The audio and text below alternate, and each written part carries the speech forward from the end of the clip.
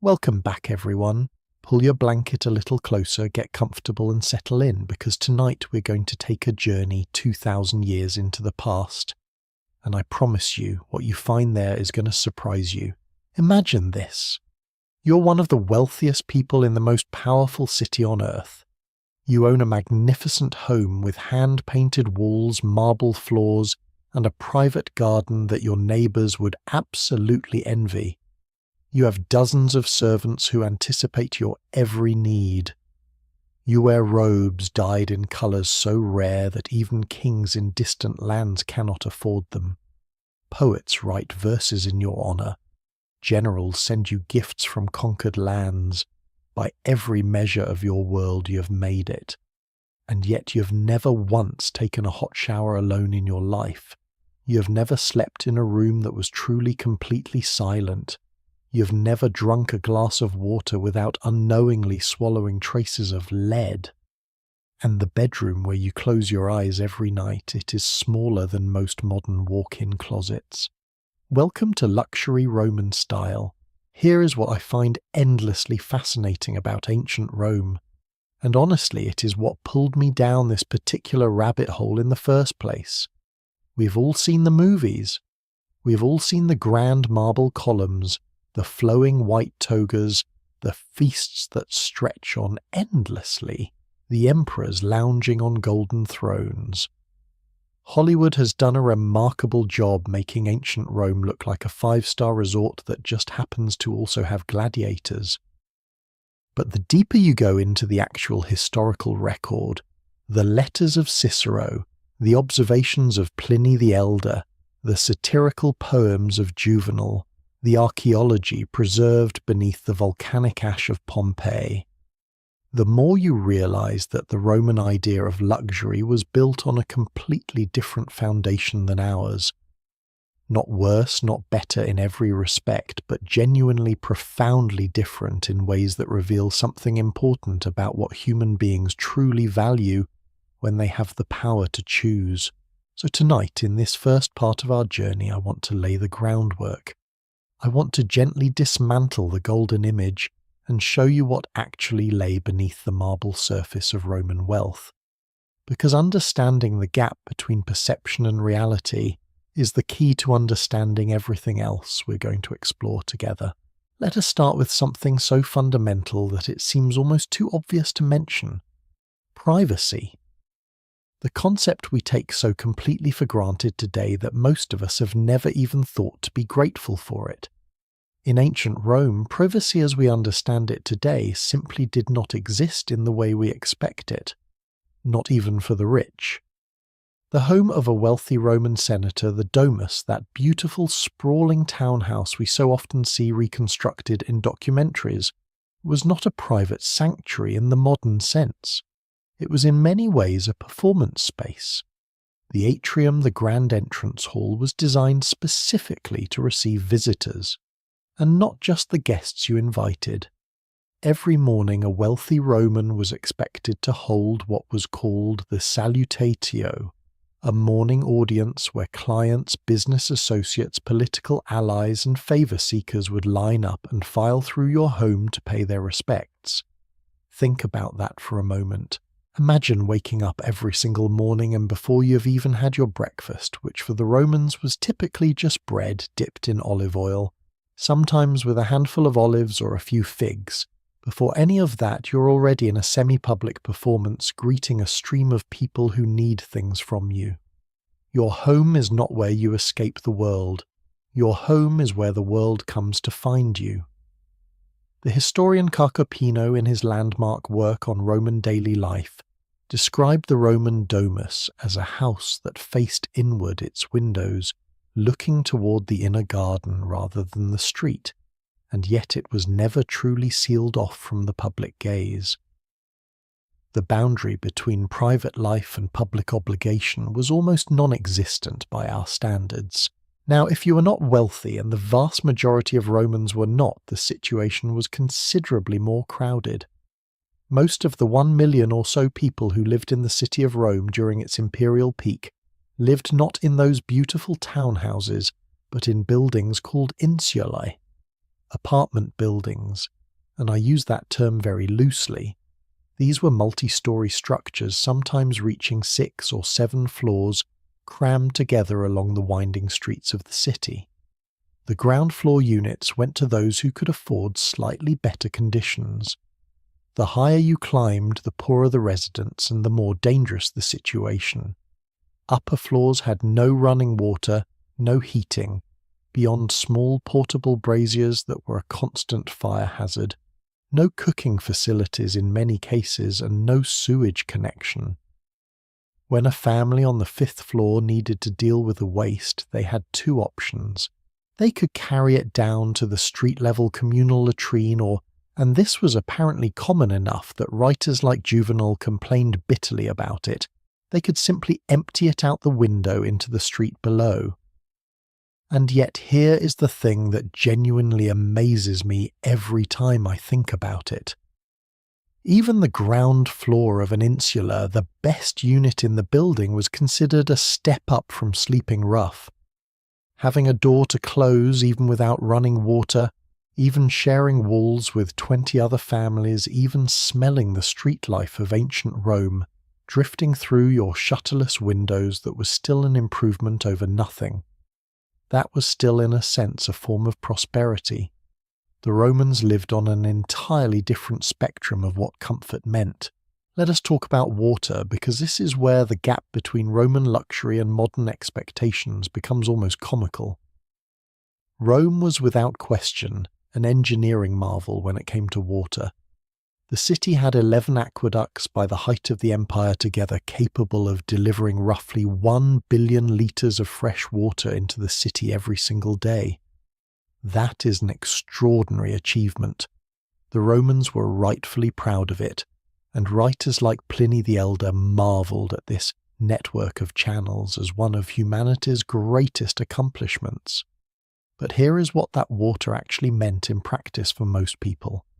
The aqueducts fed first into the public fountains scattered throughout the city, then into the public baths, then into the homes of a privileged few who had paid handsomely for the privilege of a private connection. For the overwhelming majority of Roman citizens, getting water meant walking to the nearest public fountain with a jug or a pot, filling it and carrying it home, every single day, multiple times a day if your family was large, in a city of 1 million people, up multiple flights of stairs if you lived in an insula, and the pipes that carried water to those lucky few wealthy homes made of lead, pure lead. The Latin word for lead, by the way, is plumbum, which is exactly where our word plumbing comes from. Researchers analysing sediment samples near ancient Roman harbour sites have found that lead concentration in the water supply was approximately 10 times higher than what we would consider safe by modern standards. The Romans were essentially drinking slowly poisoned water and calling it a luxury. They had no way of knowing, of course. Lead poisoning is insidious precisely because it works so quietly over years and generations. But it is one of those historical details that stops you cold when you really sit with it. This symbol of Roman wealth, private running water piped directly into your home, was literally a slow-acting poison disguised as privilege. I think what strikes me most whenever I go deep into the primary sources on Roman daily life is how the Romans themselves seem to understand on some level that their idea of luxury was precarious. The philosopher Seneca, who was one of the wealthiest men in Rome during the reign of the Emperor Nero, wrote extensively and almost anxiously about the emptiness of material comfort. He lived in a home of extraordinary opulence, and yet wrote letter after letter to his friend Lucilius, warning against the seductions of luxury. "It is not the man who has too little who is poor," Seneca wrote, "but the man who hankers after more." And Seneca was not writing from some comfortable philosophical distance. He was writing from inside the contradiction, from within a life of marble floors and silver dining sets, knowing full well that the water in those silver cups came through lead pipes, that the servants who brought those cups to his lips were human beings who could be bought and sold, that the entire gilded structure of Roman prosperity rested on a foundation of inequality so vast it would have been simply incomprehensible to most of the people living within it. That tension between the gleaming surface of Roman civilization and the complicated reality underneath is what we're going to spend the next several hours exploring together. Because here is the real question that I keep coming back to, and I want you to hold this question with you as we move through this series. What does luxury actually mean? Is it about having things, about being separated from discomfort, about freedom from need, about status in the eyes of others? The Romans had very specific answers to these questions, and those answers were shaped by the technology they had, the social structures they lived within, the values they inherited from centuries of Roman culture, and the very real, very physical constraints of life in the ancient world. A wealthy Roman senator in the 1st century of the Common Era would have considered himself among the most fortunate humans who'd ever lived.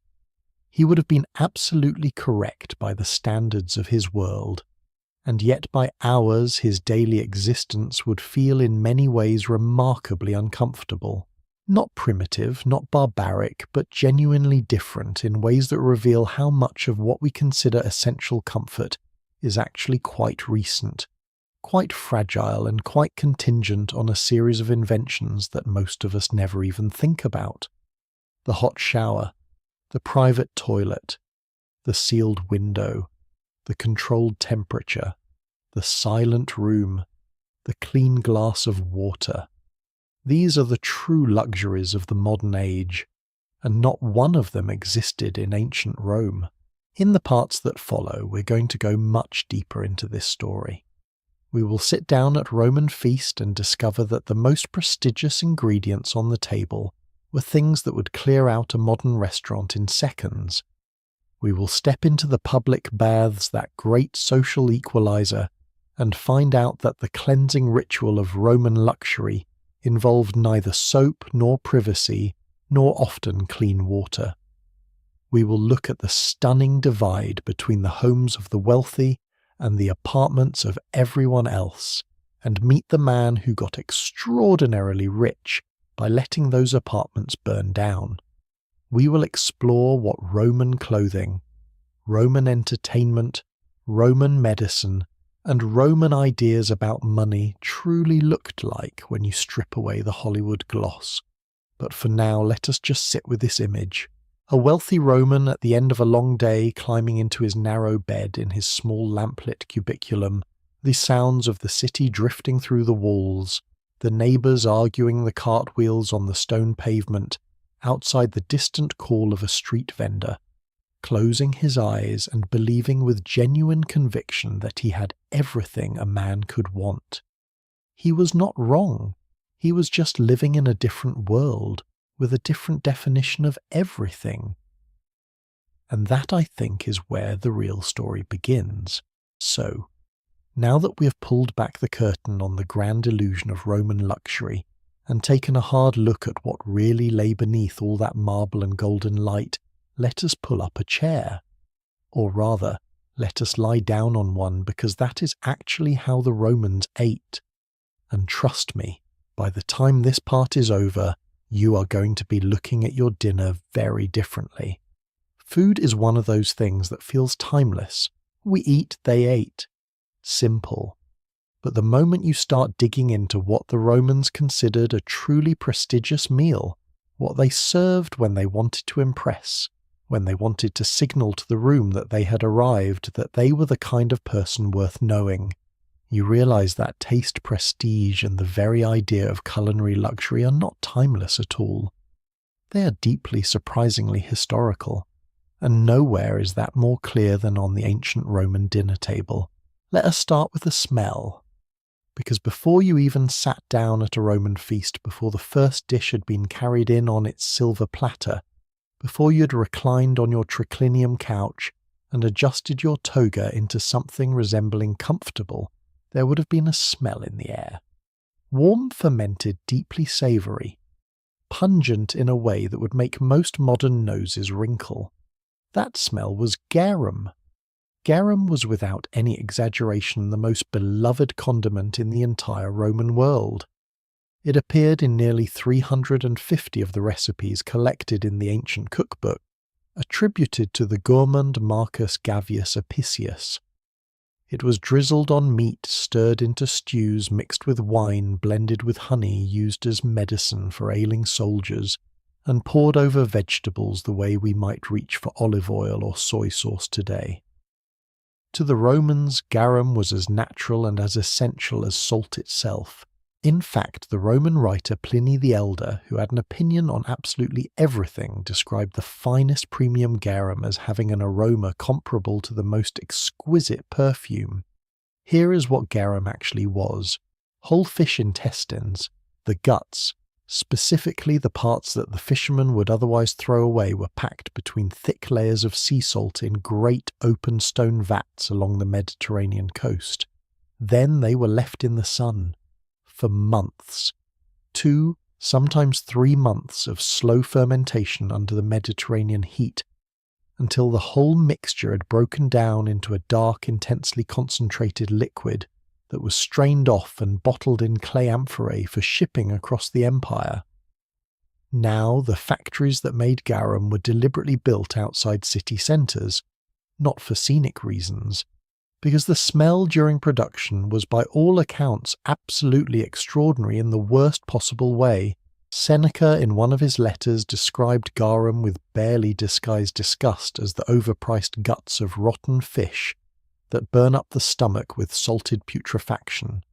And Seneca ate it regularly. The Romans all did. Here is the thing that fascinates me about garum.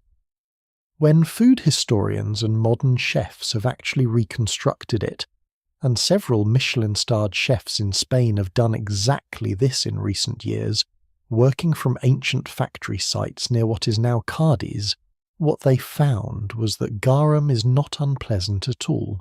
It is intensely umami. Rich savoury, layered in a way that is deeply reminiscent of the fish sauces used throughout Southeast Asia today. The best garum made carefully from quality fish, with precise fermentation, was genuinely extraordinary. One modern chef who tasted a reconstruction of the premium product described it as the umami of the Mediterranean. So here is a question worth sitting with. Were the Romans wrong about garum being a luxury item, or have we simply lost the ability to appreciate what they were tasting? But garum was just the beginning. The invitation you really wanted, the one that meant you had truly arrived in Roman social life, was to a cena, an evening dinner party, hosted by someone wealthy enough to make a statement with their table. And the statement they wanted to make was this: I have access to things you cannot imagine. The cookbook of Apicius gives us the most detailed surviving window into what those statements actually looked like. And it is genuinely one of the strangest documents I have ever read with genuine pleasure. Let us work our way through a meal. The first courses, the gustatio, the appetizers, might include eggs, which sounds perfectly ordinary, until you discover they were likely hard-boiled and served swimming in garum, or else prepared with pine nuts and fermented fish paste as a stuffing. There would be olives, perfectly reasonable. There might be sea urchin custard, the spiny contents of the urchin blended with eggs, sweet wine and fish sauce, then cooked gently in the shell. Moving into the main courses, the cena proper, the wealthy Roman host had several options for demonstrating their social standing. One was rarity. Not rarity in the sense of truffles or aged wine, which were also present, but rarity in the sense of serving animals that most people had simply never eaten, and never would. Peacock was considered among the finest of all Roman luxury foods. Apicius places it at the very top of the meat hierarchy, above pheasant, above rabbit, above chicken, above pork. The bird would have been killed for a feast, plucked, cooked, and then in a move that must have been genuinely theatrical, reassembled with its magnificent tail feathers reattached for presentation. The Romans were not merely eating the food, they were staging it. Then there were dormice. The edible dormouse, a small, round, extraordinarily sleepy rodent that the Romans fattened specifically for the table in specialized clay pots called gliraria, was roasted whole and stuffed with minced pork, pine nuts and pepper. The Romans apparently liked them so much that they brought the practice of eating dormice with them when they conquered Britain. Can you imagine the Romans arrive with their legions, their aqueducts, their road-building equipment, and their dormouse fattening pots? And then there were the flamingo tongues. Pliny the Elder wrote that it was the Roman epicure Apicius himself who first popularized the idea that the flamingo's tongue was an especially fine delicacy. Multiple flamingos had to die for a single serving. The tongues were typically boiled with dates, wine, pepper, and vinegar. Food historians are largely in agreement that the tongues were served less because of how they tasted, and more because of what they communicated, that you had the resources to slaughter multiple exotic imported birds for an ingredient that could fit in a small bowl. This is the crucial insight about Roman luxury dining that I think people miss when they see these lists of bizarre ingredients. The point was never purely gastronomic. The point was legibility. Can the people around this table see, taste and understand immediately that I have power connections and wealth beyond the ordinary? A roasted dormouse tells that story. A platter of flamingo tongues screams it. There is another dimension to this that deserves a moment. We should talk about how they actually ate. The Romans reclined to dine. The triclinium, literally 3 couches, was the standard arrangement for a Roman dinner party. 3 large couches positioned in a U shape around a central table, and the guests would lie on their left sides propped on an elbow, eating with their right hand. Free hand, no fork. Forks did not exist as eating implements in ancient Rome. You used your fingers, you used bread to scoop, and slaves with small basins of water circulated through the rooms you could rinse between courses. Eating in this position for hours at a stretch is actually quite difficult, by the way. Your core engages your shoulder tires, and the Roman doctors of the era apparently had a lot to say about the digestive implications of eating while lying down. Galen, the preeminent physician of the 2nd century, wrote extensively about digestion, and was deeply skeptical of the Roman habit of eating so many courses in such a reclined position. He was probably right. And those courses. The Roman feast was not a meal in the modern sense of a main dish with sides. It was a progression of experiences sometimes lasting well into the night, with entertainment woven throughout. Musicians, dancers recited poetry, philosophical debate.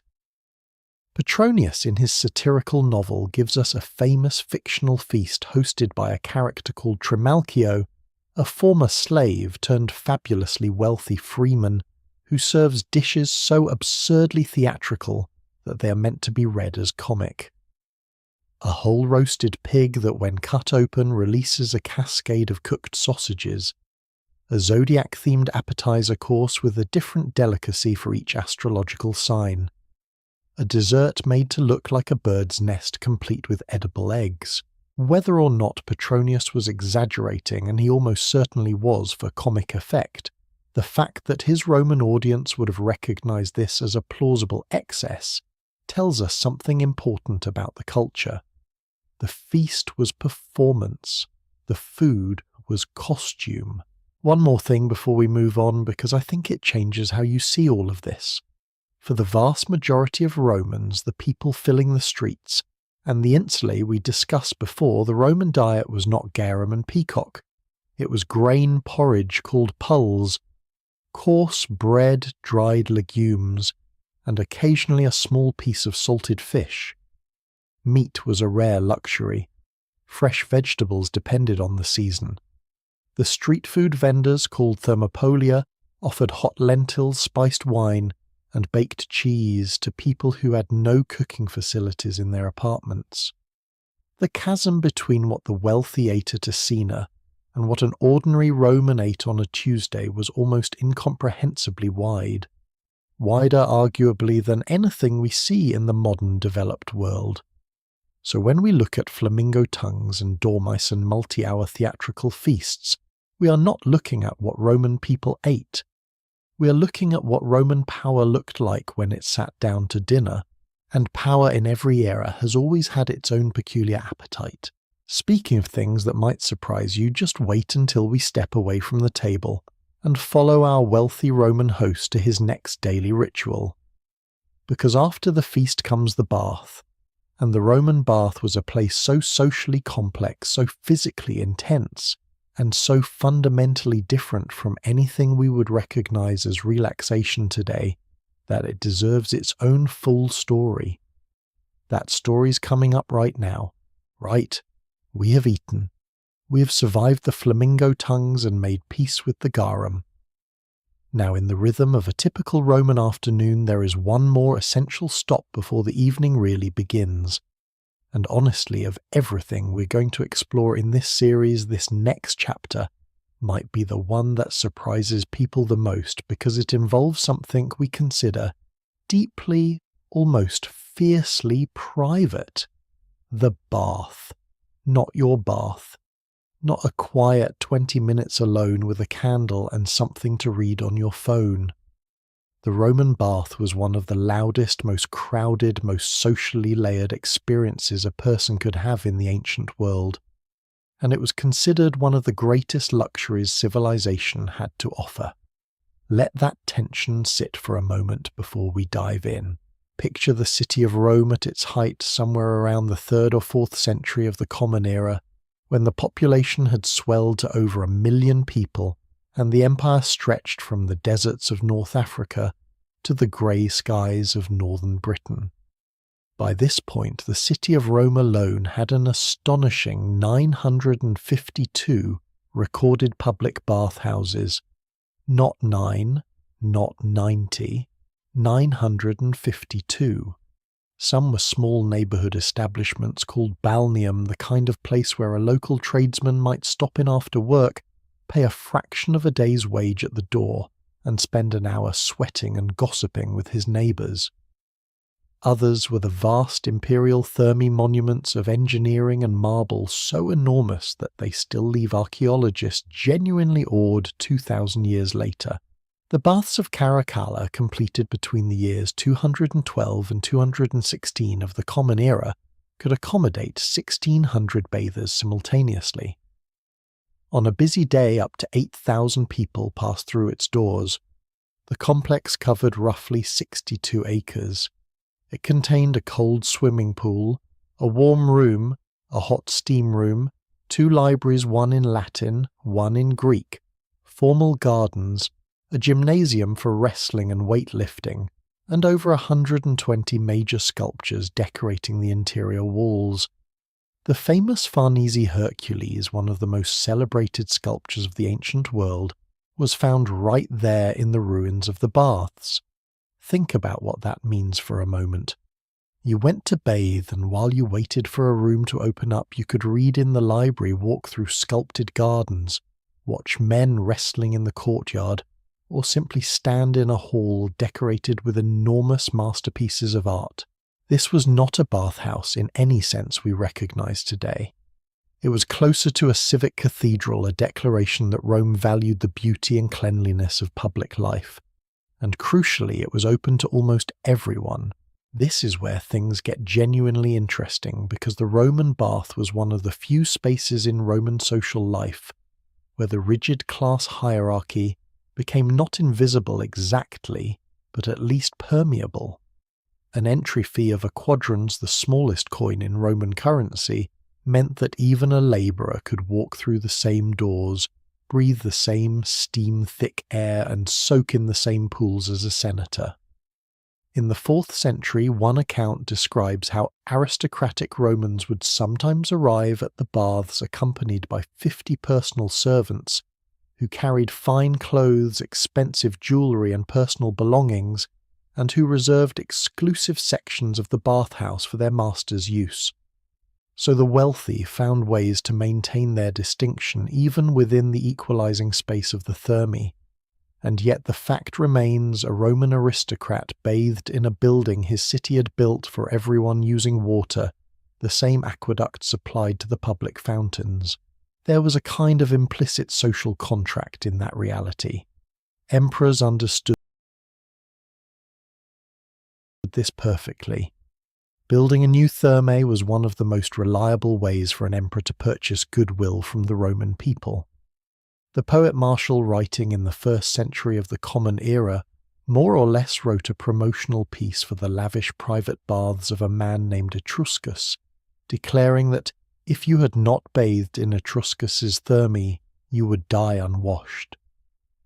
Roman satirical writers loved the baths as a subject precisely because the baths brought together every layer of society in a state of undress, and the social comedy that resulted was apparently inexhaustible.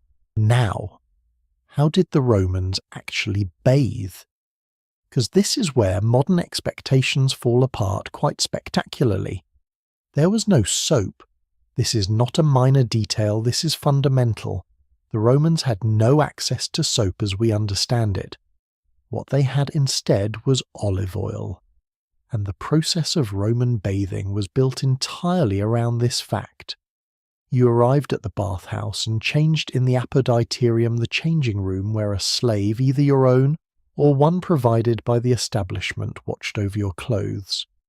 Theft at the baths was apparently rampant, which tells you something useful about the equalizing power of undress. Then you moved to the exercise courtyard, the palestra, where you might wrestle, throw a discus, lift weights made of lead, or play a ball game. The point was to work up a proper sweat. After the exercise, olive oil was rubbed generously all over your skin. You then moved into the sequence of heated rooms. First the tepidarium, the warm chamber to ease the body into the heat. Then the caldarium, the hot room heated from below by a hypocaust system of furnaces that pushed warm air through hollow tiles beneath the floor and within the walls. In the caldarium you sweated extensively, which the Romans believed opened the pores and drove impurities out through the skin. And then came the strigil. The strigil was a curved metal scraper, typically made of bronze, though wealthy Romans owned versions in silver, and archaeologists have found examples in gold. You drew it firmly along the skin, and with it came the olive oil, the sweat, the dirt, and whatever else the afternoon had deposited on your body. The mixture that accumulated on the strigil was by all accounts genuinely unpleasant to look at, a kind of grey-yellow paste of human effort. After the strigil you plunged into the frigidarium, the cold pool, to close the pores and complete the process. Then you were oiled again, this time with scented oils if you could afford them, dried, dressed, and ready for dinner. The Roman satirist Seneca the Younger, who famously lived for a period in rooms directly above a public bathhouse in the coastal town of Baiae, wrote one of the most vivid and genuinely funny descriptions of what the experience sounded like from the outside. He described hearing the weightlifters groaning under their loads, their breath bursting out in wheezing gasps. He heard the splashing of bathers leaping into the pools with the enthusiasm of someone falling from a height. He heard the food vendors shouting their prices. He heard men singing to themselves in the steam. And through all of it, he was supposedly trying to think philosophical thoughts and write letters. Whether Seneca truly minded as much as he claimed is a question his biographers have debated for centuries, but the letter survives as one of the most delightful accidental documents in classical history. Here is what I find genuinely moving about the Roman bath when I step back from the facts and think about what they represent. The Roman bath was a technology of belonging. It was a place where the act of becoming clean, something so intimate, so private in our modern sensibility, was transformed into a shared civic experience. The Roman understanding of cleanliness was not individual. It was communal. You did not get clean alone. You got clean as part of a city, as part of a civilization, surrounded by the sounds and smells and presence of your fellow human beings. Think about the contrast with today. Most of us in the modern world consider bathing one of the most private acts we perform. We lock the door. We require silence. We treat it as a moment of solitude in an otherwise crowded life. The Romans reversed this entirely. Solitude was easy to come by.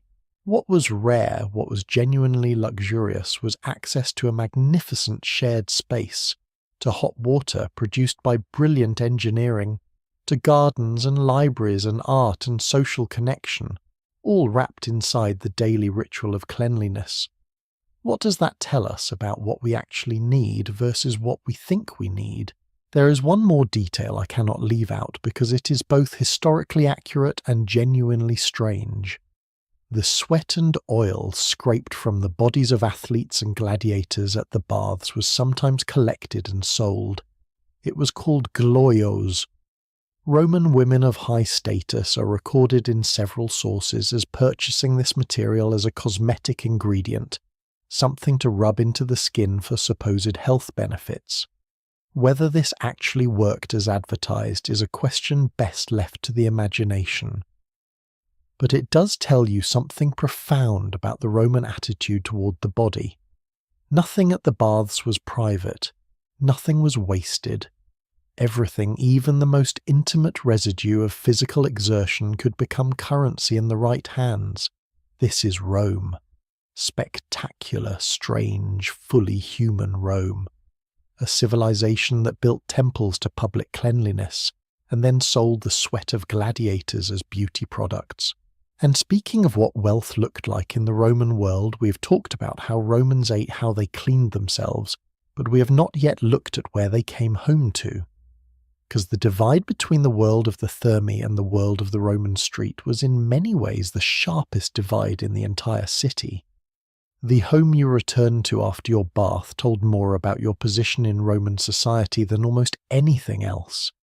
And the contrast between those homes, the magnificent and the desperate, is a story that deserves its own telling.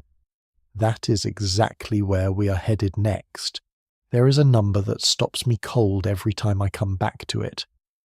And I have been coming back to it for years because it says something about ancient Rome that no amount of marble columns or golden statues ever quite manages to convey. By the 4th century of the Common Era, the city of Rome contained approximately 46,600 insulae, the multi-story apartment blocks that housed the overwhelming majority of the city's population, and 1,797 private houses. 1,797 homes for the elite against 46,600 towers of compressed human need. That ratio is not a footnote. That ratio is the skeleton of Roman civilization. We ended our last chapter stepping out of the Thermae clean-oiled and ready for the evening. Now follow your wealthy Roman host as he walks home, through a different Rome than the one the tourists always imagine, past the wide forum, past the temples and the public monuments, and then into the tangle of side streets where the city actually lived, and breathed, and unfortunately burned. The domus waited for him, his domus, and to understand what luxury actually meant to the Romans, you have to stand in that house and feel the contrast it was designed to produce. The domus, the private townhouse of a wealthy Roman family, was above all else an architecture of inwardness. Its exterior walls were largely blank, facing the street with the closed expression of a fortress. No large windows opened onto the noise and smell of the Roman road. No welcoming facade invited the passerby to look in. The whole structure turned its back on the world outside. And then when you passed through the narrow vestibulum into the atrium, the world opened up. The atrium was the heart of the domus, a large, light-filled central hall open to the sky through a rectangular gap in the roof called the compluvium. Below it sat the impluvium, a shallow rectangular pool that caught the rain. In wealthy homes, this pool might be edged in marble, decorated with mosaics, stocked with ornamental fish. The walls around the atrium were painted in elaborate frescoes, the fashionable 2nd and 4th style paintings that archaeologists have recovered from Pompeii and Herculaneum in breathtaking detail, their colours still vivid nearly 2,000 years after they were applied. Beyond the atrium lay the tablinum where the paterfamilias conducted business and displayed the wax portrait masks of his distinguished ancestors.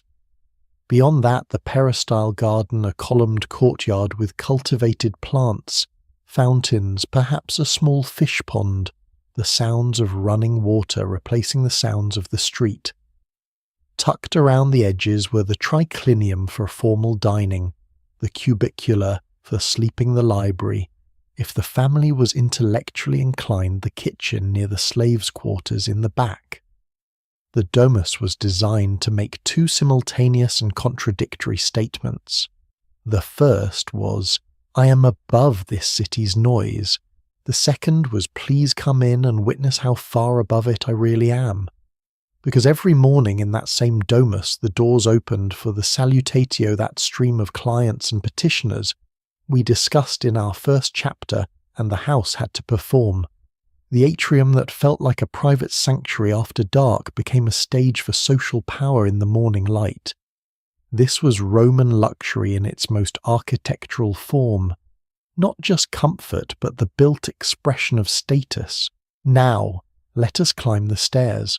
Not the graceful marble stairs of the domus, the other stairs, the ones that creak, the ones that get narrower as you go higher, the ones in the insula across the street and the one next door and the one after that, because in ancient Rome the insulae were everywhere, pressed between temples and townhouses, filling in every available gap in the city's dense urban fabric, growing ever taller, until Augustus finally felt compelled to impose a height restriction of 70 Roman feet, and Nero reduced it further after the Great Fire of 64 of the Common Era, showed exactly what happened when 7-story wooden-framed apartment buildings and open cooking fires occupied the same small space.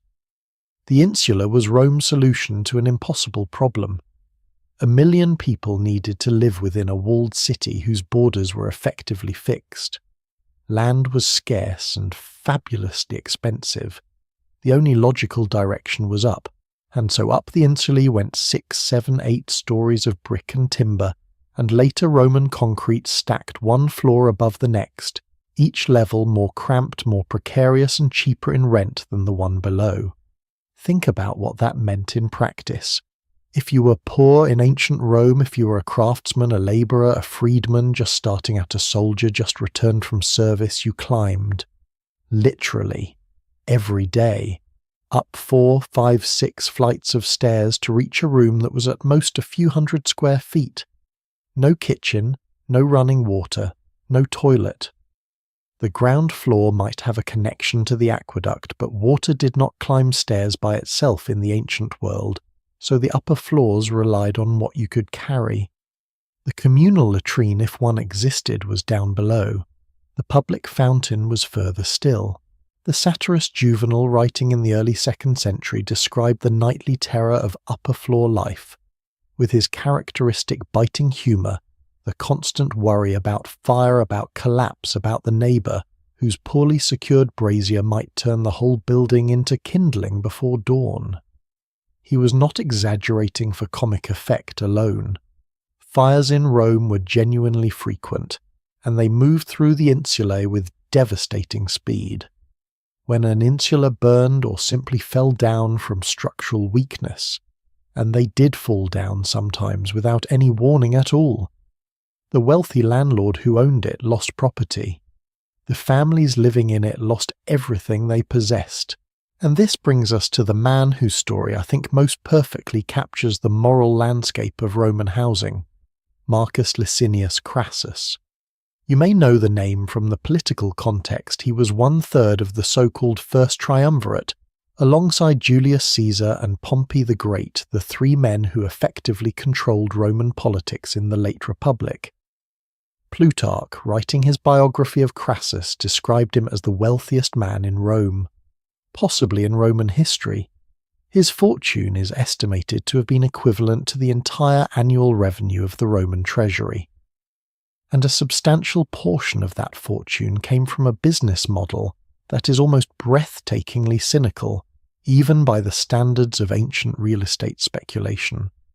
Crassus owned a private fire brigade, 500 trained slaves, architects and builders among them, always ready to respond.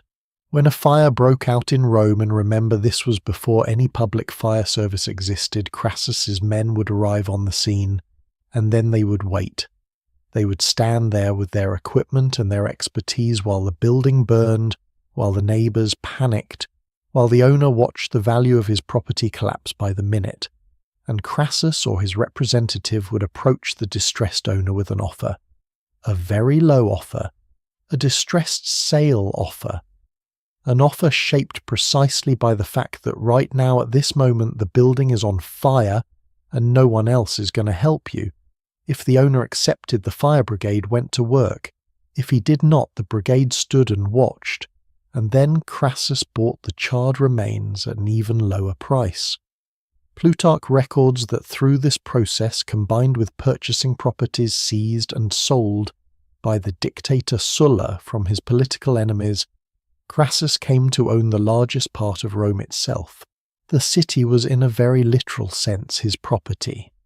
Cicero, a contemporary and frequent political ally, is recorded as saying with barely disguised disgust that Crassus was happy when one of his own insulae collapsed from poor construction, because it gave him the opportunity to charge higher rents for whatever he built on the cleared ground. Sit with that for a moment. The buildings were falling down because they were built cheaply on purpose by men who had no intention of living in them. And when they fell, the men who built them profited from the rebuilding. The tenants who survived the collapse had nowhere to go but back into another insula, another floor up, another step further from the water, and safety and light they needed to simply exist. Here is the question I keep asking myself when I spend time with this history. Was the luxury of the Roman elite meaningful without the suffering of the Roman poor as its backdrop? Could the domus have felt so serene if there were no insula to contrast it with? Could the atrium garden have felt so tranquil without the noise of the street just on the other side of the blank exterior wall? I think the Romans knew the answer to this, even if they did not phrase it quite this way. The distance between your life and the life immediately outside your door was itself a form of wealth. Not comfort, not beauty, not space distance.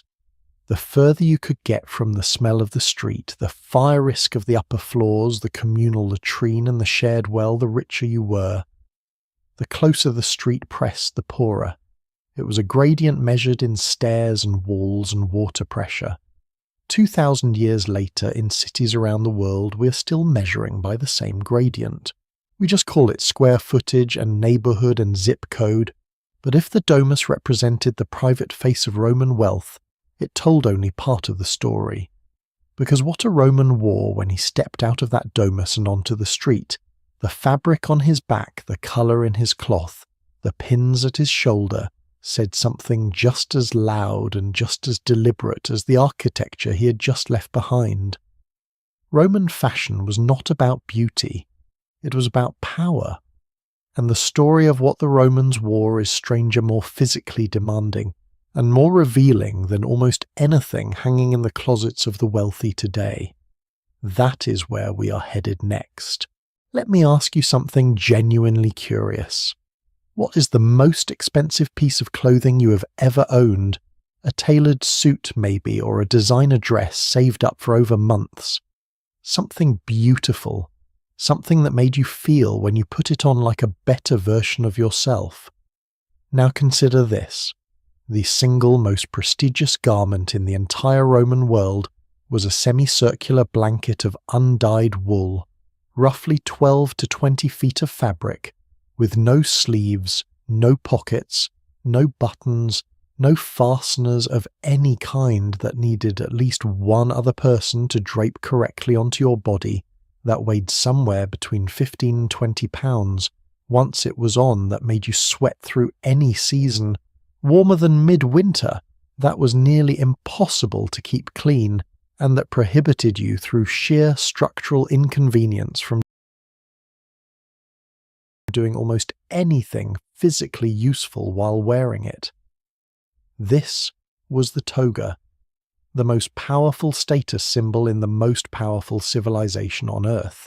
And the more I sit with that contradiction, the more I think the Romans understood something about power and luxury that we have almost entirely forgotten. The toga had a long history by the time Rome reached its imperial peak. It had begun, scholars believe, as something practical, a simple wool blanket worn by early Roman farmers and herdsmen for warmth. Over the centuries, as Rome grew from a small city-state into an empire that stretched from Scotland to Syria, the toga grew with it. And as it grew, it became less practical with every generation. By the late Republic, the standard citizen's toga measured around 5.5 meters in length and nearly 3 meters at its widest point. By the imperial period, some formal togas were even larger. The mathematical relationship between the toga's growing impracticality and Rome's growing power was not accidental. It was the whole point. Because here is what the toga was actually communicating, and why the Romans who wore it understood this perfectly. If you were standing in the Roman Forum in a toga, sweating, encumbered, immobile, entirely dependent on the draping skills of a skilled slave to keep the thing from unravelling off your body, you were telling everyone around you something specific and unmistakable. You were telling them that you did not work with your hands. You could not work with your hands dressed like this. You were a man of leisure, of deliberation, of elevated civic existence. The toga was not comfortable clothing. It was proof that you did not need to be comfortable in the way that ordinary people needed to be comfortable. Your comfort was your conspicuousness. The Romans had a phrase for this concept, otium. It meant leisure, rest, freedom from the demands of labour. And the toga was otium made visible in wool. Not all togas were equal, of course. Rome was a civilization obsessed with visible hierarchy, and the toga was one of its primary instruments for communicating exactly where on that hierarchy you stood. The plain white toga virilis, the toga of manhood, was what an ordinary citizen wore after coming of age, usually between 14 and 17 years old. The transition from the childhood toga praetexta with its purple border to the adult toga virilis was a formal ceremony the moment a young man legally became a Roman adult, with the right to vote, to marry, and to set up his own household. This ceremony was called the Depositio Togae, and it was one of the most significant rites of passage in Roman life. But above the plain white citizen toga, the distinctions multiplied rapidly and precisely. Senators wore tunics beneath their toga, with a broad purple stripe down the front called the latus clavus. Equestrians, the upper middle tier of Roman society, wore a narrower stripe, the angustus clavus. Candidates for political office wore a toga brightened to brilliant white with chalk, the toga candida, which is incidentally exactly where the English word candidate comes from. If you were a general celebrating a military triumph, you wore the toga picta richly embroidered in purple and gold, thread a garment so magnificent and so charged with meaning that it was associated with the divine. And in the imperial period, only the emperor himself could wear a toga of solid purple, a sumptuary law backed by the full force of Roman authority. Purple. We need to talk about purple. Tyrian purple, the specific deep reddish-violet colour that Rome elevated to the summit of its luxury hierarchy, was produced from the glandular secretions of murex sea snails found along the eastern Mediterranean coast. This is not a straightforward process. You do not simply find a snail, squeeze it, and get purple fabric. You find 12,000 snails and after a labour-intensive process of crushing, fermenting, and treating the resulting material you extract, approximately 1.5 grams of pure dye. Enough if you were exceptionally careful with it to colour the hem of a single garment. 1 pound of finished Tyrian purple dye a pound, the weight of a decent hardcover book, was valued in a price edict issued by Emperor Diocletian in the year 301 of the Common Era at 150,000 denarii. The historian of Roman dress B. Cassot has noted that this was literally worth more than its equivalent weight in gold, not worth as much as gold, worth more. A pound of purple dye versus a pound of gold, and the dye won. For those who could not afford genuine Tyrian purple, which was almost everyone, even among the wealthy Roman merchants, offered imitations using less expensive dyes. Indian indigo arrived through trade networks in the imperial period and was considered a prestige substitute, though Romans remained somewhat snobbish about whether it truly captured the correct shade. There were apparently wrong purples and right purples, and knowing the difference was itself a mark of sophistication. Emperor Aurelian in the 3rd century reportedly refused his own wife's request to purchase a mantle dyed in Tyrian purple silk, on the grounds that the cost was simply too extreme even for the imperial household, and the Emperor Elagabalus, who ruled briefly in the early 3rd century and is remembered primarily for his extraordinary extravagances, is recorded as having been the first Roman emperor to wear garments made entirely of pure silk, a detail that contemporary Roman writers noted not as admiration but as evidence of dangerous excess. Even silk had its moral dimensions. There is something I find quietly fascinating about the psychology of Roman fashion that I want to sit with for a moment, because I think it says something true about human nature that has not changed much in 2,000 years. The toga was genuinely unpopular. The Romans themselves, by and large, found it uncomfortable, impractical, and difficult to manage. Tacitus, writing in the late 1st century, complained about the common people of Rome as a vulgus tunicatus, a tunic-wearing crowd, with more than a hint of condescension. Emperor Hadrian in the 2nd century had to issue an actual edict requiring senators and equestrians to wear their togas in public, which strongly implies that given a choice, many of them were simply not bothering. Even those entitled to the toga preferred, whenever they could get away with it, the comfortable tunic that everyone else was wearing anyway. And yet, when the occasion demanded, when the social stakes were high enough, when the right people were watching, the toga went on. Every fold and drape carefully arranged by a specialized slave, every inch of white wool brushed and laundered to an appropriate brightness, because the message it sent was irreplaceable. There was no substitute for the visual language of that particular cloth draped in that particular way. No tunic, however fine, said what the toga said.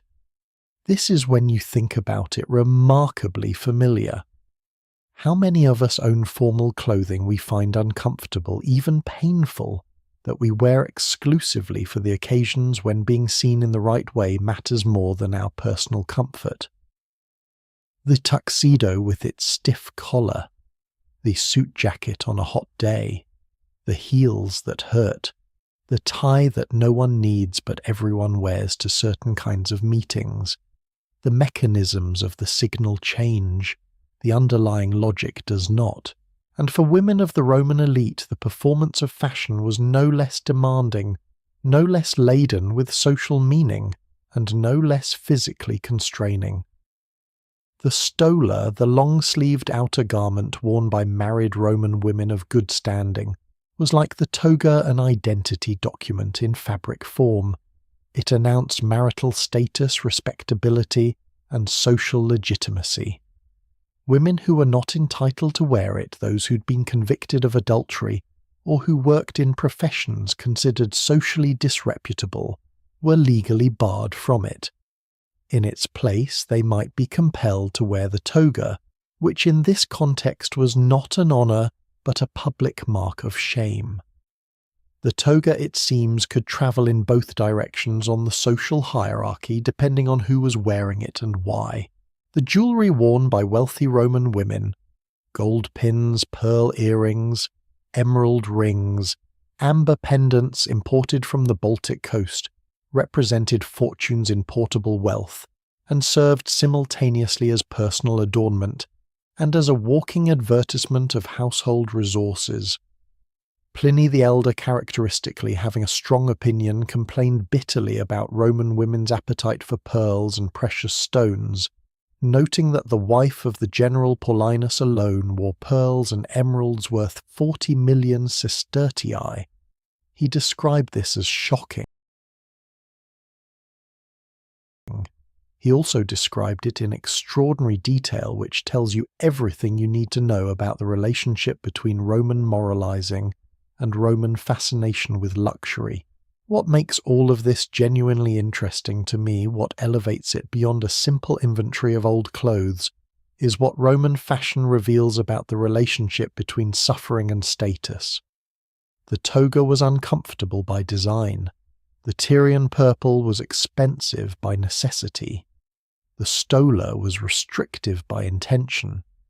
These were not accidental features. They were the point. A garment that required effort, expense, or physical endurance to wear was by that very fact a demonstration of capacity.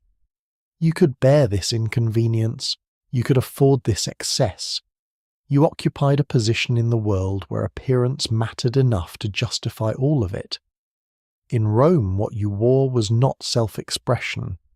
It was a declaration of political and social position that the entire city was expected to read correctly. And they did. Romans were extraordinarily good at reading each other's clothing. They had to be. The wrong toga at the wrong moment, the wrong stripe, the wrong shade of purple. These were not merely fashion errors. They were social ones with real consequences. We have now followed our wealthy Roman from his morning salutatio through his feast, his bath, his streets, and his home, and the clothes on his back as he stepped into the world.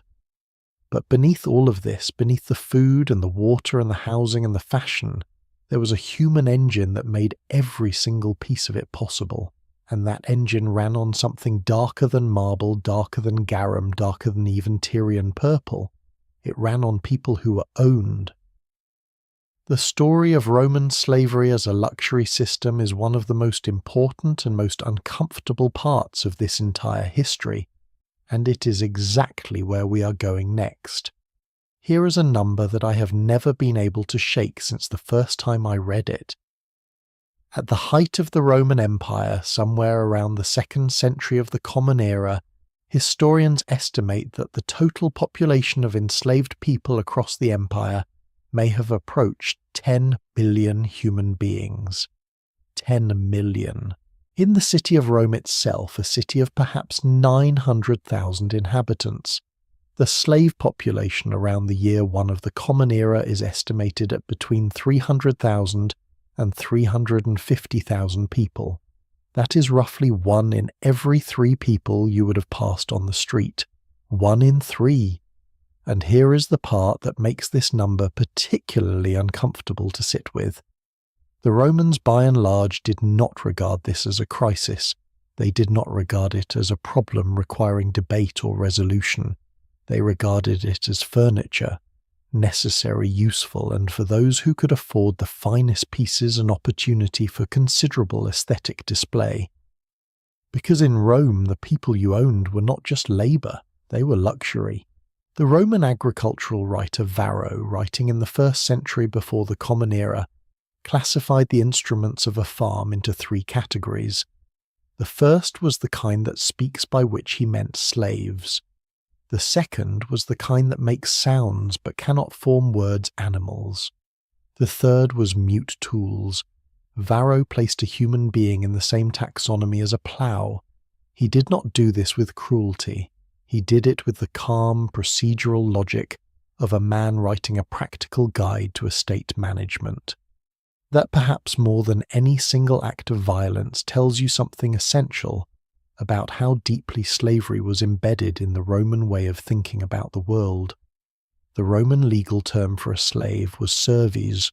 Under Roman law, a slave had no legal personhood whatsoever. A slave could not enter into marriage recognized by Roman law. A slave could not give testimony in court except under torture, because the legal theory held that only the threat of pain could extract truth from someone with no stake in the civic order. A slave could not own property in the conventional sense, though some slaves were permitted by their masters to accumulate a personal fund of money called a peculium, which they could use and even grow, but which technically belonged to the master and could be reclaimed at any point. A slave was in the precise language of Roman jurisprudence as a thing, and yet the story of Roman slavery is far stranger, far more contradictory, and in certain specific ways far more philosophically troubling than this cold legal framework suggests. Let me tell you about a man named Epictetus. He was born around 50 years after the birth of the Common Era somewhere in Hierapolis, in what is now Western Turkey. His name in Greek means simply acquired or gained, a nickname essentially, marking the fact that he was someone else's property. He was brought to Rome as a slave and assigned to a master named Epaphroditus, a powerful freedman who served as personal secretary to the Emperor Nero. Epaphroditus was by the ancient accounts a man capable of considerable cruelty. There is a story, possibly legendary, possibly not, that Epaphroditus once twisted Epictetus's leg in a fit of anger, breaking it, while Epictetus calmly warned him, "You will break it." When the bone snapped, Epictetus reportedly said only, "I told you so." Whether or not this happened exactly as described, the story survived because it captured something true about the man. Epictetus was even in chains philosophically unbreakable, because Epaphroditus, despite his cruelty, allowed Epictetus to study. And the teacher Epictetus studied under was Musonius Rufus, one of the most respected Stoic philosophers of the age. After gaining his freedom sometime after Nero's death in 68 of the Common Era, Epictetus founded his own school of philosophy in Rome, which quickly attracted students from across the empire. When Emperor Domitian expelled all philosophers from Rome, Epictetus went into exile in Nicopolis in Greece, where he established a new school and taught Stoic philosophy for the rest of his life. Emperor Hadrian befriended him. The philosopher Emperor Marcus Aurelius cited his influence in his private journals, which we now call the Meditations. A former slave, a man who had been legally classified as a thing, shaped the inner life of a Roman emperor. Epictetus himself never wrote a word. Everything we have from him was transcribed by his student Arrian, who recorded his lectures faithfully, because he recognized he was hearing something rare. And what Epictetus said from his position of intimate bodily knowledge of what it meant to be owned was something like this: that external circumstances, wealth, freedom, even the condition of one's own body, belong to the category of things that are not truly ours. The only thing that is truly ours is our capacity to choose how we respond. No chain, he argued, can bind a free mind. I find this both deeply moving and deeply unsettling at the same time. Moving because it represents a human being refusing to be entirely defined by the worst thing that had happened to him. Unsettling because it is exactly the kind of philosophy that an institution built on human bondage finds very convenient. If the enslaved person's inner freedom is what matters, then the outer condition of their enslavement becomes philosophically secondary. Epictetus himself, to his credit, never quite went that far, but others certainly used his framework to go there. On the other end of the social spectrum entirely there was Seneca, the wealthy Stoic philosopher-senator and advisor to Emperor Nero. And Seneca wrote something remarkable. In his 47th letter to his friend Lucilius, which historians now call On Master and Slave, Seneca described a dinner he had attended at which the host slaves were required to stand in absolute silence throughout the meal, unable to cough, clear their throat, speak, or make any sound on pain of punishment. Seneca found this repulsive. He wrote, "They are slaves, no, they are men. Slaves know they are comrades. Slaves know they are unpretentious friends." He urged Lucilius to eat at the same table with his slaves, to treat them as potential friends, to remember that fortune alone separated the free man from the enslaved. He described masters who were themselves enslaved to lust, to greed, to ambition, to fear, and asked whether the legal condition of slavery was truly the only kind that mattered. It is genuinely a stunning document to find coming from the 1st century of the Common Era. And yet, Seneca owned slaves himself, many of them. He wrote these compassionate words about the shared humanity of the enslaved while personally holding people in bondage. He never advocated for abolition. He never argued that slavery should end. His letter to Lucilius was in the end advice about how a Stoic master should feel, and feel better about the people he owned. One historian described it precisely as a text more interested in the liberation of the master's conscience than the liberation of the slave's body. I am not telling you this to condemn Seneca as a hypocrite exactly. I am telling you this because the contradiction he embodied was not an individual moral failure. It was a structural one. Roman civilization produced extraordinary philosophy, extraordinary art, extraordinary law, extraordinary engineering, and all of it rested on a foundation of human beings legally classified as objects.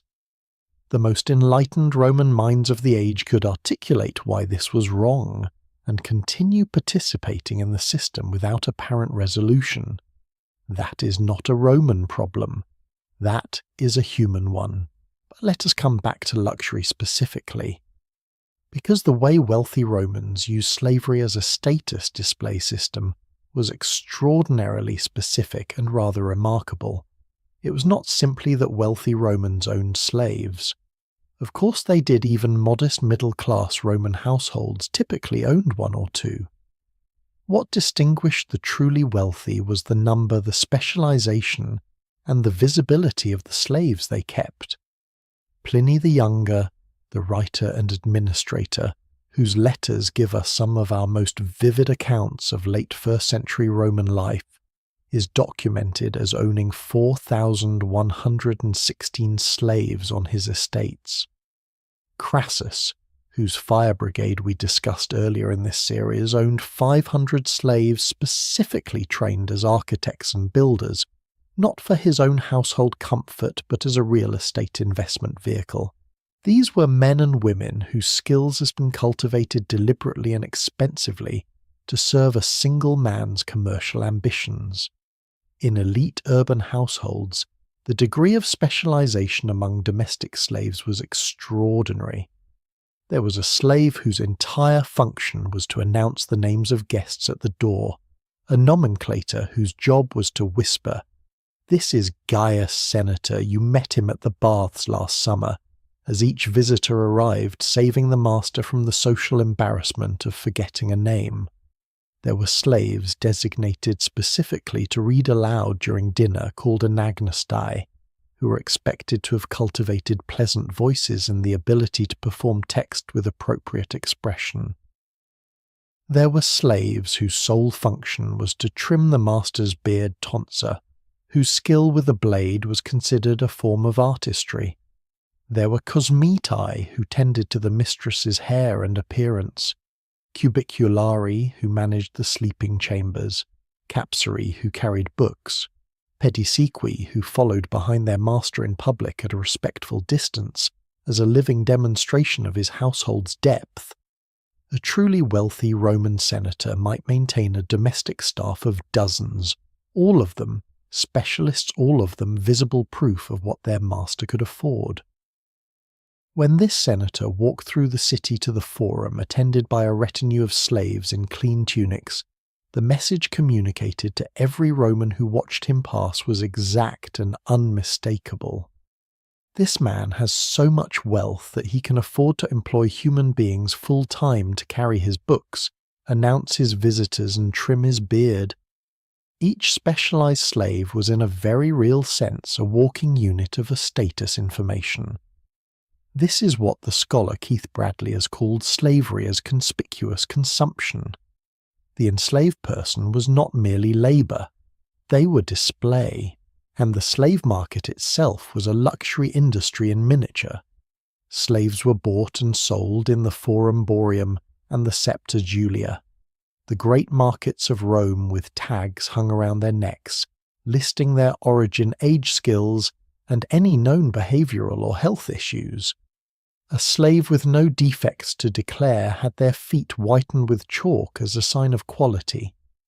Greek slaves were particularly prized in educated households, because Greek was the language of philosophy and literature. Having a Greek-educated slave as a tutor for your children was both practically useful and a considerable social signal. A skilled Greek doctor as a household physician was even more so. The prices paid for exceptional slaves were staggering. A highly educated Greek slave, someone capable of teaching rhetoric, philosophy, and letters, could command prices equivalent to what it cost to buy a modest house. A skilled physician might cost even more. These were not purchases of labour, they were investments in household prestige, and for those at the very top of Roman society, the purchase of slaves from exotic or prestigious origins was its own form of luxury consumption. Egyptian slaves, Nubian slaves, fair-haired German slaves all carried different social meanings, different associations of prestige, novelty, or symbolic power for the household that displayed them. The Roman Empire's trade networks, which we will explore in more depth later in this series, fed an insatiable market not just for silk and spices, but for human beings from every corner of the known world. There is one more dimension of this story that I want to sit with before we move on, because I think it is the one that historians find most philosophically significant, and it is the one that the Romans themselves seemed most uncomfortable examining directly. The prospect of manumission freedom from slavery was real in Rome, and the Romans used it deliberately as a system of incentive and control. A slave who worked diligently, who proved trustworthy and skilled, who accumulated enough money in their personal peculiar might eventually purchase their own freedom. Some masters freed slaves in their wills, some freed slaves who had served with particular distinction. The ceremony of manumission involved a praetor, a magistrate touching the slave on the shoulder with a rod, after which the freed person was given a felt cap called a pileus, the symbol of their new legal status as a libertus, or liberta, a freedman or freedwoman. Once free, a formerly enslaved person became a Roman citizen, with the right to vote, to own property, to enter into legal marriage. They could operate businesses. Some became extremely wealthy. One notable example was C. Caecilius Isidorus, a freedman who by his own account in his will recorded around the year 8 of the Common Era, had lost a great deal of property in the civil wars, but still died owning more than 4,000 slaves, 257 horses and property that generated extraordinary income. A man who had once been property himself dying as one of the wealthiest men in Rome. The Romans found this socially ambiguous, to put it politely.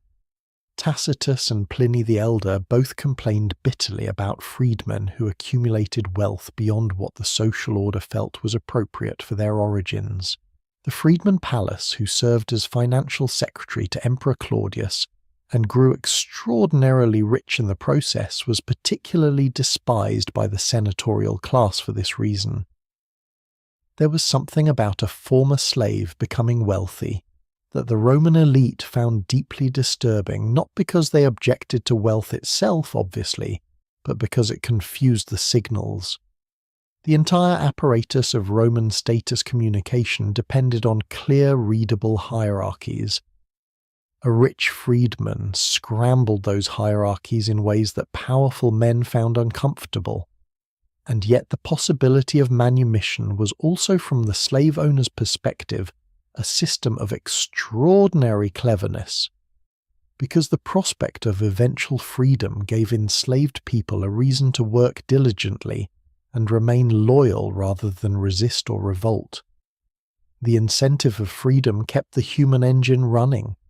Even liberation in Rome was a management tool. There is a question I have been turning over in my mind throughout all of this, and I want to leave it with you for a moment. When we admire Roman civilization, its architecture, its law, its roads, its philosophy, its literature, we are admiring something built on a foundation that the civilization's own most thoughtful members could identify as morally wrong and could not bring themselves to dismantle. What does that tell us about the relationship between great civilizations and the foundations they rest on? And is the discomfort of that question a Roman problem, or does it have a somewhat wider application? I will leave that where it is. What I will say is this.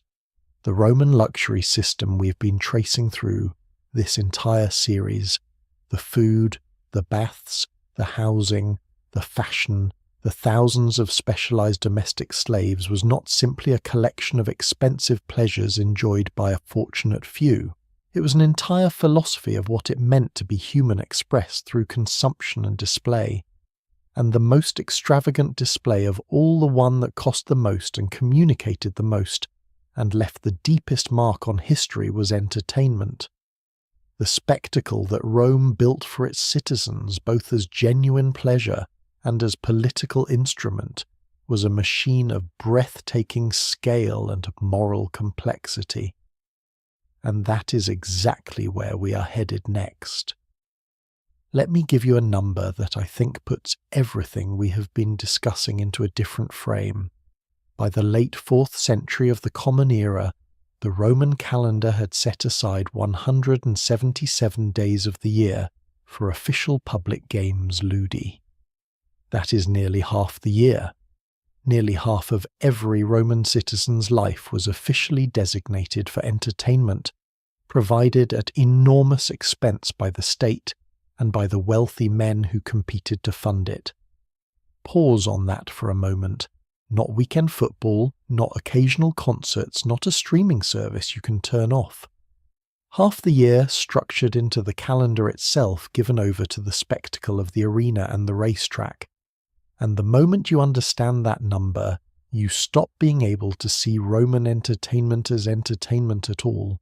You start seeing it for what it actually was, a machine. A very large, very expensive, extraordinarily effective machine for producing consent. The Romans had a word for this machine. Well, not for the machine exactly, but for what it produced. It came from the pen of the satirical poet Juvenal, writing in the late 1st and early 2nd centuries of the Common Era, at a moment when he looked at his fellow citizens and felt something close to despair. He wrote that the Roman people who had once voted for wars awarded consulships, commanded legions, shaped the destiny of the Republic, now wanted only two things: panem et circenses, bread and circuses. Feed the belly and dazzle the eyes, Juvenal said, and the people will ask you no uncomfortable questions about anything else. This phrase has travelled through 2,000 years of history with its meaning intact because the observation it encodes is so durable. But I want to push past the phrase itself and look at what was actually happening inside the machine. Because the Roman entertainment complex was not a simple cynical trick. It was something considerably stranger and more fascinating than that. Start with the Circus Maximus. Not the Colosseum, we will get there, but the Circus Maximus, which was actually the more important venue in the daily life of ordinary Romans, and is, I think, the more instructive one for understanding what Roman entertainment was really doing. The Circus Maximus occupied a valley between the Palatine and Aventine hills, and by the time of Augustus, Julius Caesar's rebuilding had extended its track to approximately 650 meters in length and 125 meters in width. It could accommodate at minimum 150,000 spectators. Later accounts suggest it may have held considerably more at certain events. To give you a comparison, the largest stadium in the world today, Narendra Modi Stadium in India, holds 132,000 people. The Circus Maximus in a city of perhaps 1 million inhabitants was larger, and on race days, which by the late imperial period meant 66 days a year with 24 races per day, what Romans saw there was not merely sport. The day began with a pompous census, a formal sacred procession through the streets featuring statues of 12 different Roman gods carried on litters accompanied by priests, musicians, dancers, and eventually the charioteers themselves. It was a religious ceremony that transformed into a sporting event, which made the entire occasion sacred and political simultaneously. The emperor's box, the Pulvinar, was directly connected to the imperial palace on the Palatine Hill by a private passage positioning the ruler at the literal centre of the spectacle, presiding over the city's most beloved form of collective joy. The racing teams, 4 of them identified by colour, the reds, whites, blues and greens, had fan bases of a ferocity that anyone who has followed football rivalries will recognise immediately. Fans wore their faction's colour into the streets. They placed enormous bets. They composed songs. They cursed their opponents' horses, their drivers, their families. Curse tablets found by archaeologists, small lead sheets inscribed with elaborate wishes for the destruction of specific horses and charioteers, show us the emotional intensity of Roman race fans with a vividness that the formal literary sources cannot quite match. One tablet reads approximately, "Bind the legs, the hands, the start of the green and white factions, a prayer for your enemies' horses to stumble coming out of the gate." The most successful charioteers became something Rome had never quite had before genuine celebrities. Gaius Apuleius Diocles, a driver from the Iberian Peninsula who raced primarily in the 2nd century of the Common Era, won 1,462 races in a career spanning 24 years. A commemorative inscription, essentially his retirement monument, survives and records his career statistics in detail. Historians who have calculated his career earnings in modern equivalent values have arrived at figures in the range of $15 billion. A freedman, a man who had once been of slave status, becoming among the wealthiest and most celebrated people in the Roman world through the quality of his horsemanship. And the young charioteer Scorpus, who won more than 2,000 races before his death at approximately 27 years old, inspired the poet Martial to write 3 separate elegies for him. Not an emperor, a charioteer. Now, the Colosseum, properly speaking, it was called the Flavian Amphitheatre, and it was built by Emperor Vespasian beginning around the year 70 of the Common Era, on land that had previously been occupied by Emperor Nero's extravagant private palace, a deliberate statement by the new dynasty that imperial power belonged to the people, not to the emperor's personal pleasure. Construction was completed under Vespasian's son Titus in 80 of the Common Era. The opening games lasted 100 days. Contemporary accounts record that 11,000 animals were killed in the games, celebrating Trajan's conquest of Dacia in 107 of the Common Era. The structure itself was an engineering achievement of the first order. Built on approximately 100,000 cubic meters of travertine marble and held together with 300 tons of iron clamps, It rose 4 stories to roughly 48 metres a height, equivalent to a modern 16-storey building. At capacity, it could seat between 50,000 and 80,000 spectators. The seating was as everything in Rome was precisely hierarchical senators, in the front rows, on marble seats, distinguished citizens behind them, then ordinary citizens on stone benches, and at the very top in the upper colonnade, the poor and women as far from the action as it was possible to be while still technically being inside the building. Beneath the arena floor, which was sand absorbing the colour and evidence of what happened above it, lay the hypogum, an extraordinary underground system of tunnels, cages and hydraulic lifts. Animals could be brought up through trapdoors directly into the arena. Scenery could be raised. Elaborate sets, artificial forests, rocky landscapes could be constructed and dismantled between events. The spectacle the audience watched was not simply violence. It was theatre, very expensive theatre, with animals and humans as its performers and the entire machinery of the Roman state as its production company. The gladiatorial games the Munera had begun centuries earlier as funerary rites, a sacrifice of blood in honour of the dead.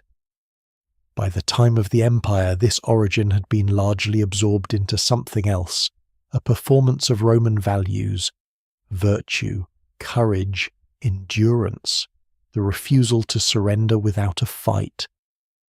These were not simply things that happened to be admired in Rome. They were the foundational claims of Roman identity. And the arena was where those values were enacted ritually repeatedly before tens of thousands of witnesses in a form that was visceral and physical rather than merely spoken or written. The gladiator who fought with skill and courage was admired even across the social barrier that marked gladiatorial combat as the profession of the lowly. Successful gladiators received endorsements.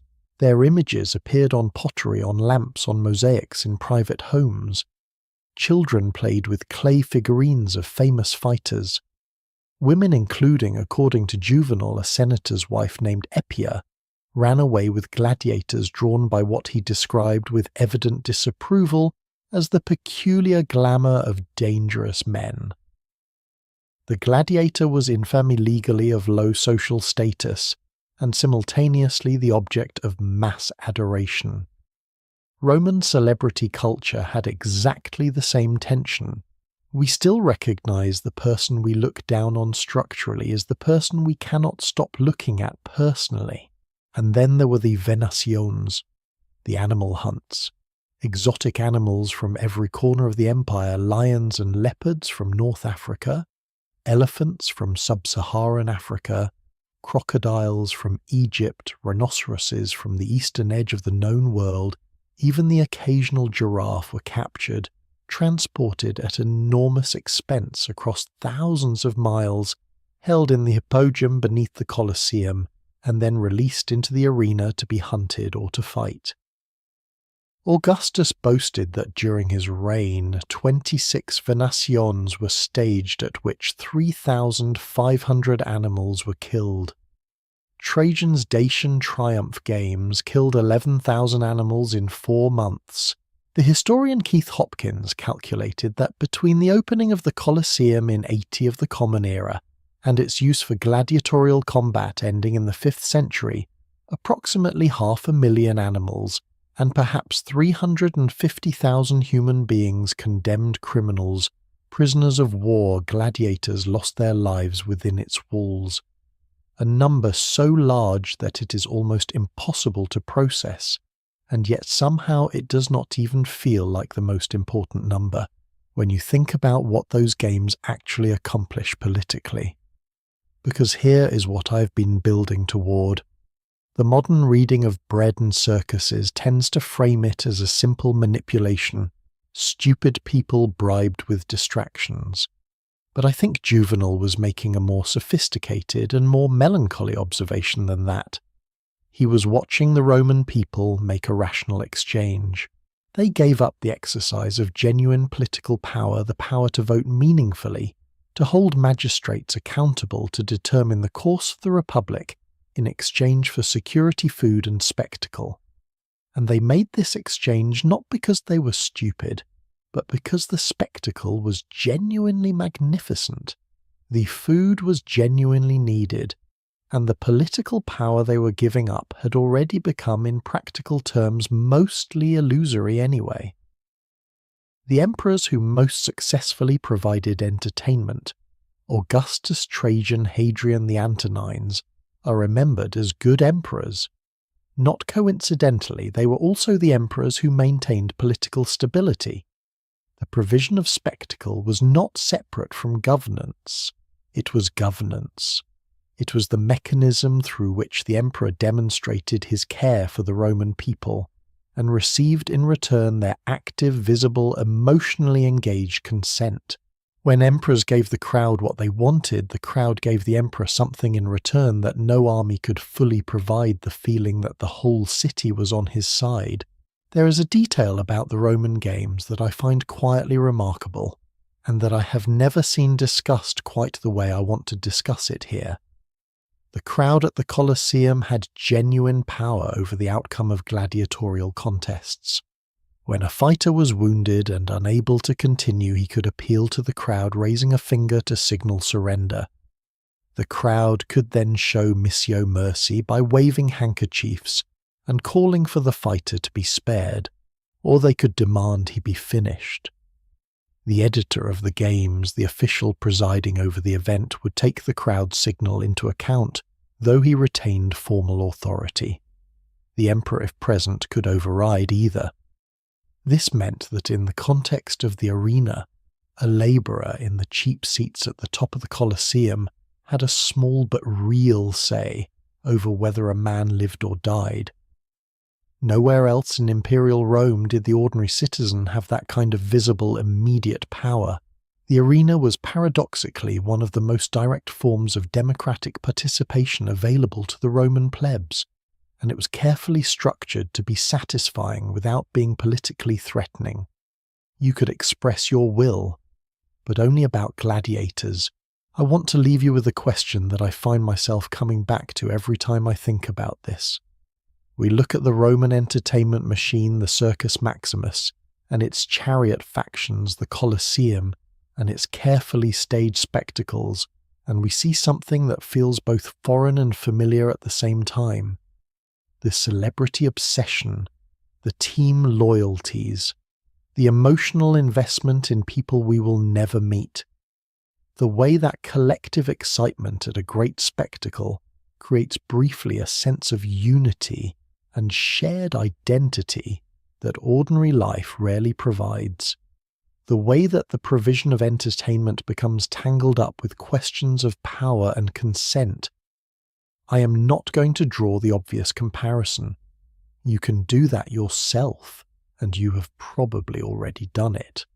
What I will say is this: Juvenal was writing satire, which means he was exaggerating to make a point. But the best satire tends to exaggerate something that is genuinely there. The Romans built an entertainment complex of unparalleled scale because they understood at some level, in the way that institutions understand things without ever saying them plainly, that a population absorbed in spectacle is a population that requires management, not suppression.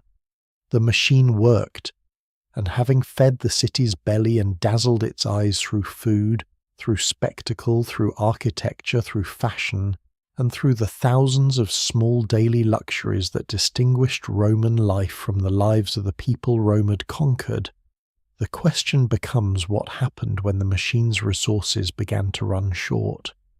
What does an empire built on visible abundance do when the abundance starts to become an elaborate fiction? That is a story about medicine, about beauty, about the extraordinary lengths the Roman body went to in order to maintain the appearance of vitality and youth. And it is the story we're telling next.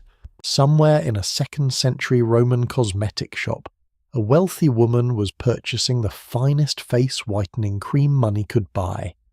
It was made from white lead. She knew it was poisonous. She bought it anyway. That detail, that one small, strange detail, has stayed with me longer than almost anything else I've encountered in researching this series. Not because it is shocking, though it is, but because it is so recognizable. The willingness to pursue beauty at the cost of health, the trust placed in social convention over individual judgment, the quiet understanding that looking a certain way is worth a certain price. These are not ancient Roman problems. They are human ones, and they have a 2,000-year paper trail to prove it. This is the story of what Roman bodies went through in the name of health and beauty, and what it reveals about the civilization that considered both to be forms of luxury. Start with the medicine, because the medicine matters enormously for understanding everything else. By the time of the empire, Rome had inherited the entire Greek medical tradition, and what it had built on top of that inheritance was genuinely impressive for its era. The Roman military alone had established a network of hospitals valetudinaria along the frontiers of the empire, staffed by trained medical personnel. Surgical instruments recovered from Pompeii and from military sites along the Rhine and Danube frontiers include forceps scalpels, bone saws, probes, catheters, and arterial clamps of a sophistication that was not matched again in Europe until the early modern period. Roman surgeons performed cataract operations. They conducted caesarean sections in the most critical cases. They performed what the physician Celsus described as ear reconstruction for those whose ears had been damaged by heavy jewellery, and the physician Galen described early skin grafting procedures.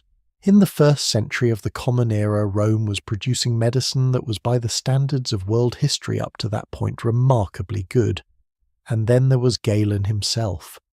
Claudius Galenus of Pergamon, born around 129 of the Common Era in what is now Western Turkey, is one of the most consequential medical minds in the entire history of Western civilization.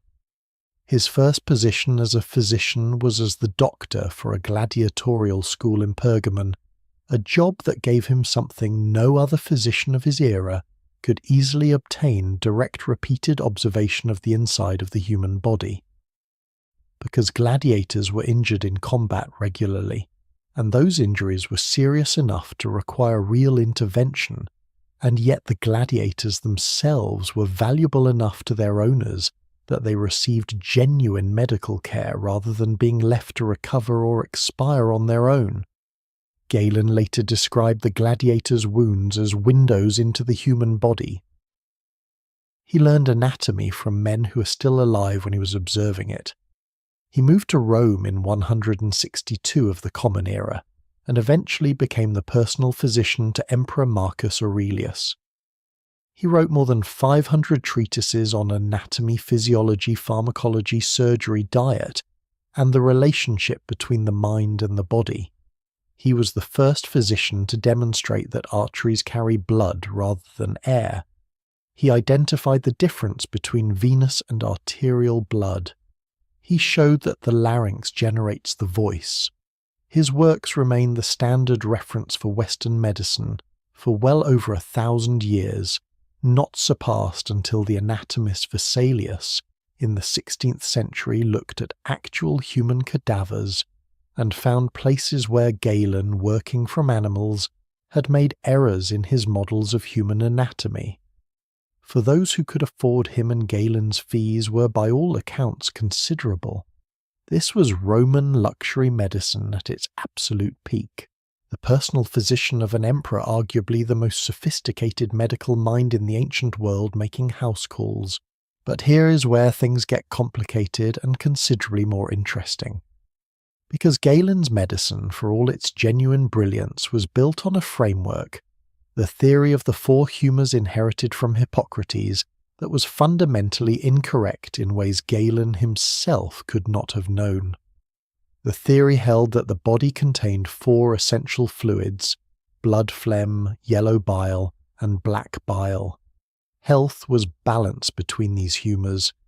disease was imbalance, and the entire edifice of Roman medical treatment, the prescribed diets, the herbal remedies, the bleedings and purgings and dietary restrictions rested on this framework, which meant that even the best Roman medicine was from a modern perspective working on a partially wrong map of how the body actually functions. This produced some genuinely good medicine. The emphasis on diet, exercise, rest, and clean air had real benefits regardless of the theoretical explanation attached to them. And it produced some genuinely alarming medicine, which is where the fun begins.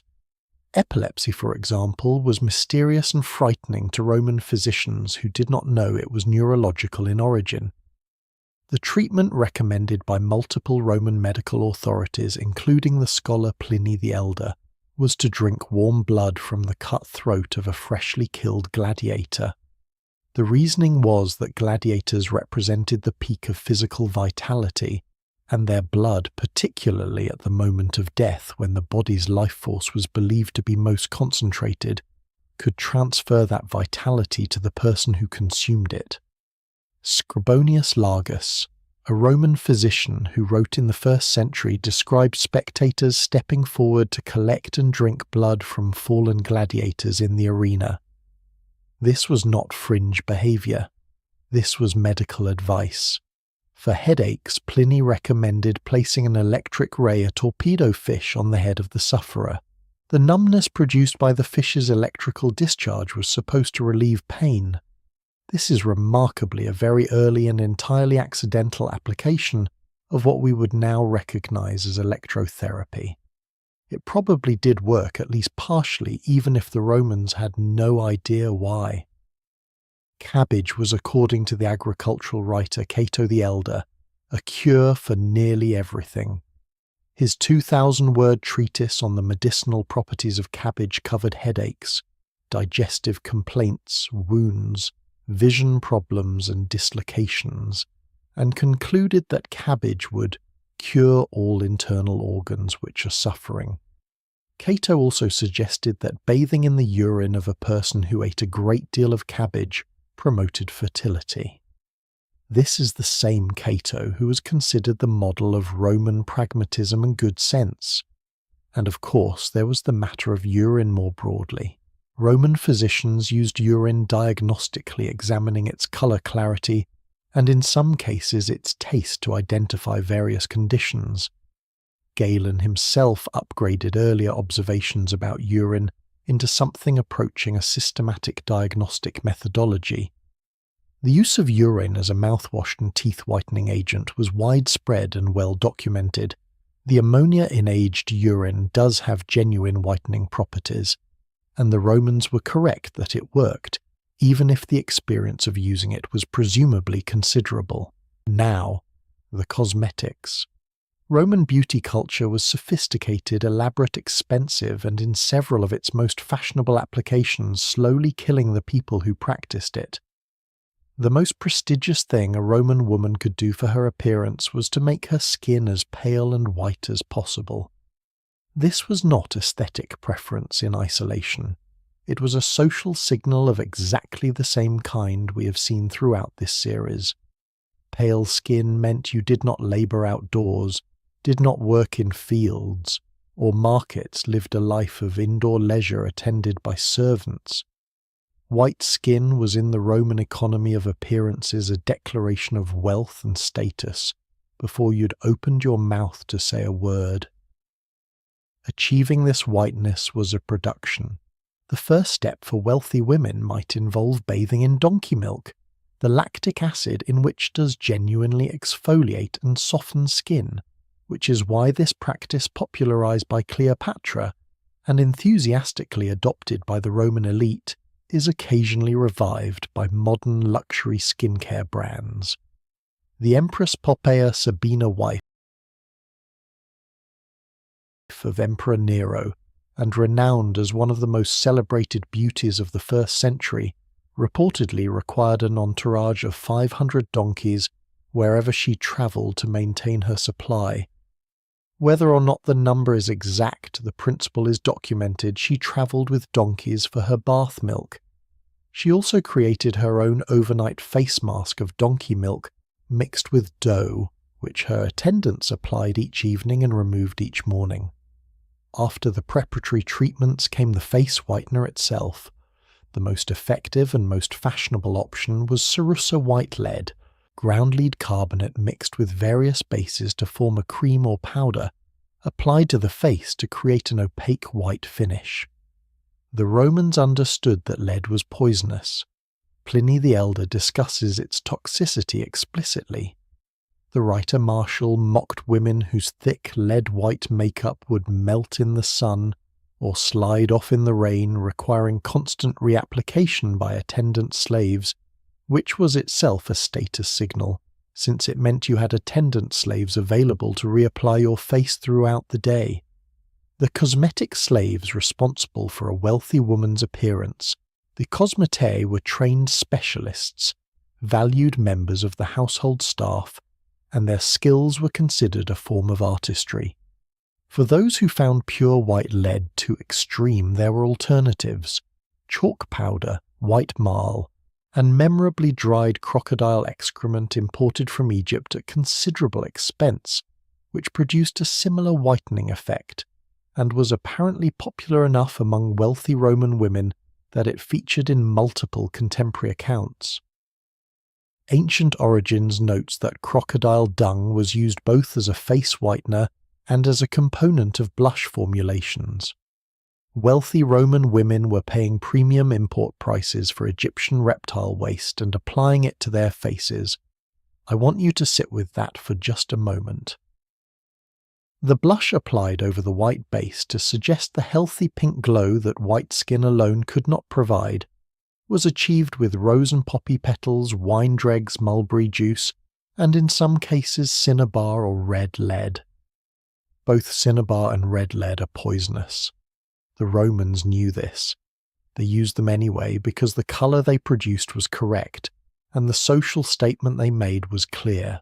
For the eyes coal made from stibnite antimony sulfide or galena, which is lead sulfide producing a shiny black line that Roman women and some Roman men applied as eyeliner. Saffron imported from Asia Minor for golden eyeshadow.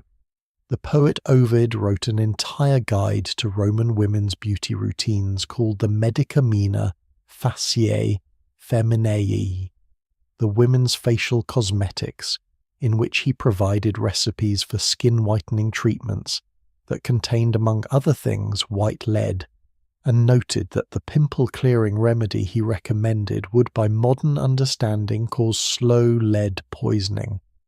This was beauty advice from a celebrated poet, not quackery from a street vendor, and here is the detail I find most genuinely moving about all of this amidst the crocodile dung and the lead cream and the electric ray headache therapy.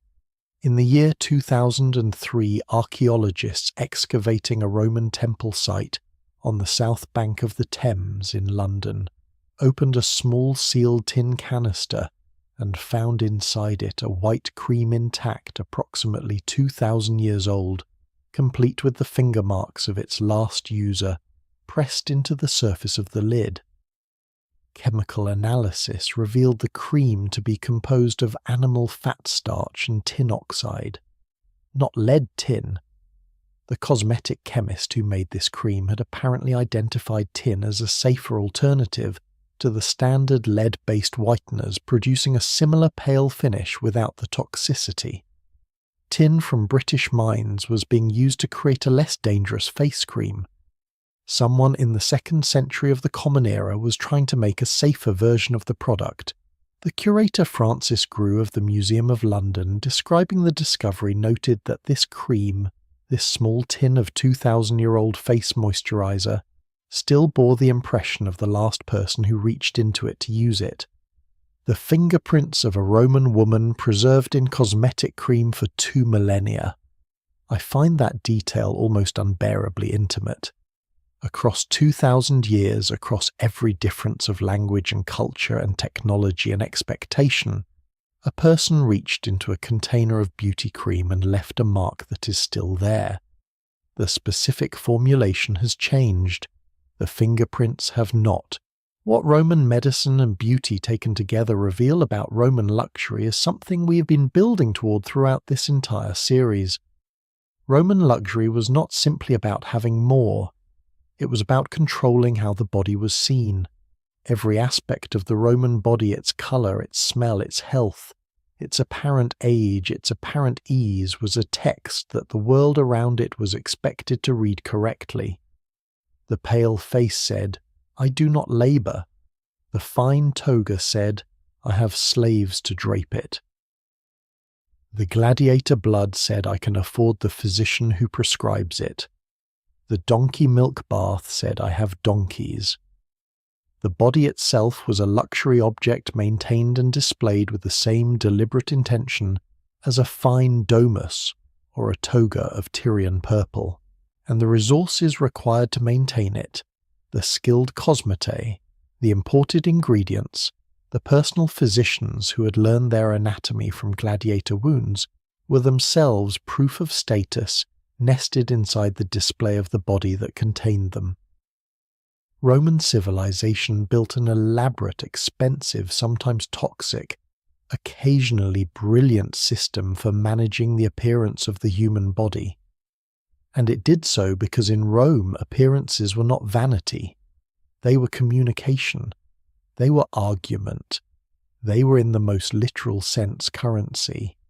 Which brings us to money itself, because all of this, the food, the baths, the housing, the fashion, the slaves, the entertainments, the medicine, the cosmetics had to be paid for, and the Roman economic system that made wealth possible, the debt networks and credit markets and commercial machinery that turned military conquest into personal fortune, is a story that is every bit as strange and as revealing as anything we have discussed so far. That is exactly where we are heading next. Before Julius Caesar ever led a single soldier across the Rubicon, before he conquered Gaul, before he became the most powerful man in the Roman world, he was something that history tends to gloss over rather quickly. He was spectacularly in debt. Not ordinary debt. Not, "I owe a few friends money" debt. The ancient sources suggest that by the time Caesar was in his 30s, pursuing the political career that Roman aristocracy both demanded and made extremely expensive, he owed somewhere in the range of 25 million denarii. To give you a sense of what that number means, an average Roman legionary soldier earned around 900 denarii a year. Caesar owed the equivalent of roughly 28,000 years of a soldier's pay. He had borrowed from friends, from political allies, from money changers in the Forum, from anyone who would extend him credit on the strength of his name and his evident ambition. He was by any rational accounting technically insolvent, and yet, within a decade through the conquest of Gaul, which generated an enormous influx of slaves, plunder and tribute into the Roman economy, Caesar had not only paid off his debts, but emerged as one of the wealthiest men in the Roman world. His rise from debtor to conqueror to effective dictator was financed in its earlier stages entirely on credit.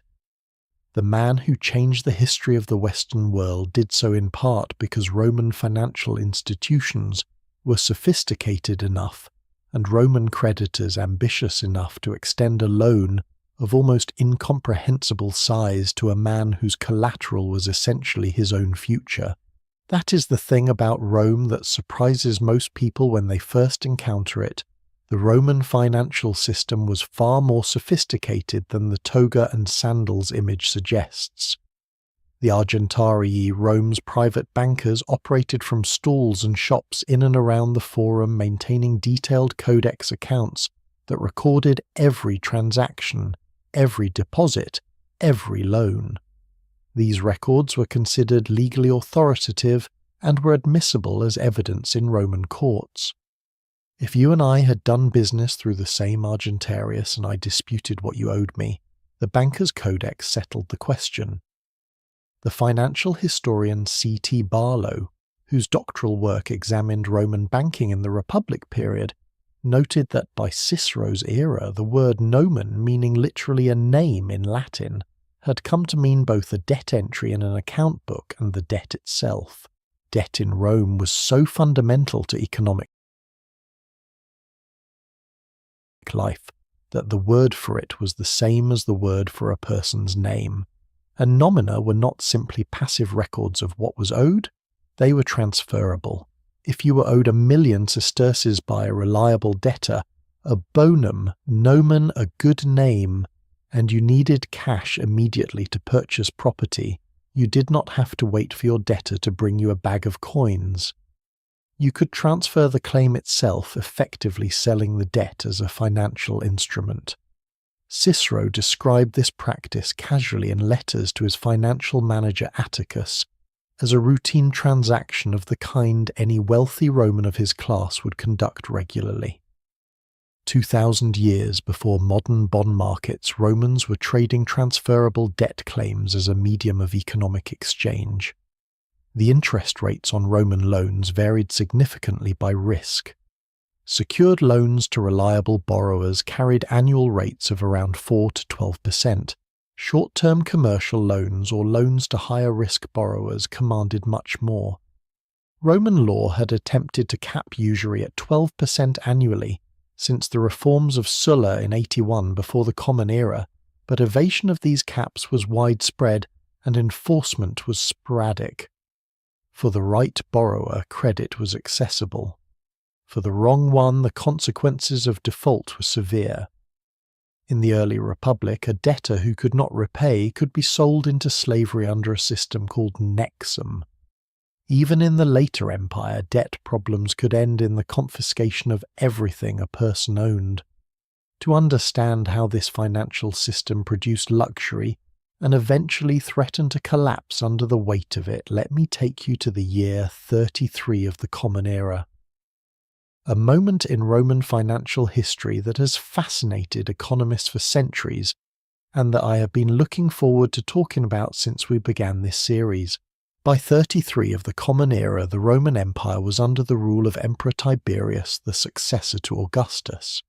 Tiberius was by all ancient accounts an exceptionally frugal man to a degree that created serious economic problems.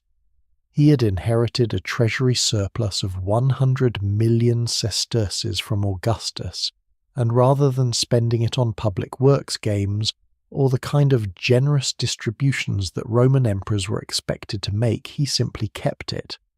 He accumulated it. By the end of his reign, he had reportedly left his successor Caligula with a surplus of 2.7 billion sesterces. While this sounds prudent, it had the effect of draining liquidity from the broader Roman economy. Less money circulating means less credit available, which means higher interest rates, which means more financial stress throughout the system. Into this already tightened environment came a legal trigger. Julius Caesar had passed a law in 49 before the Common Era, requiring creditors to hold at least 2/3 of their capital invested in Italian land rather than in liquid financial instruments. The law was a wartime emergency measure designed to prevent capital flight from Italy during the Civil War. It was largely ignored in the decades afterward. Nobody really enforced it, and wealthy Romans went on lending money and accumulating financial claims rather than agricultural land because financial instruments were more profitable. Then in 33 of the Common Era, Caesar's old law was suddenly and aggressively revived. The historian Tacitus, writing about 80 years after the crisis, but drawing on sources close to the events, suggests that the revival was partly political in motivation. Senators looking for weapons against their rivals began using the old law to prosecute wealthy creditors for technical violations. The result was immediate and catastrophic. When creditors realized they faced prosecution, unless they rapidly converted their financial holdings into Italian land, they did exactly that they called in their outstanding loans, demanding repayment from debtors who naturally also had to liquidate assets to raise cash. The cascade was rapid. Banks began to fail as borrowers could not repay, and depositors withdrew. Land prices crashed as desperate sellers flooded the market. Credit became, in Tacitus's words, unavailable. Rome experienced a full-scale credit crunch, a liquidity crisis that would be recognizable to any student of modern financial history. Tacitus noted somewhat dryly that virtually every senator in Rome was technically in violation of the old law, which makes a certain amount of sense. The entire Roman aristocratic class had built its finances on exactly the kind of credit and investment activity the law prohibited, the financial lifestyle that made possible all the luxury we have been discussing throughout this series, the domus, the fashion, the elaborate dinner parties, the specialty slaves, the imported medicines, was built at the top levels of Roman society on a sophisticated credit system that was in significant measure operating outside the technical letter of the law. The resolution of the crisis of 33 is where things become genuinely remarkable from a modern perspective. Tiberius, the frugal emperor who'd been hoarding the treasury surplus for years, intervened.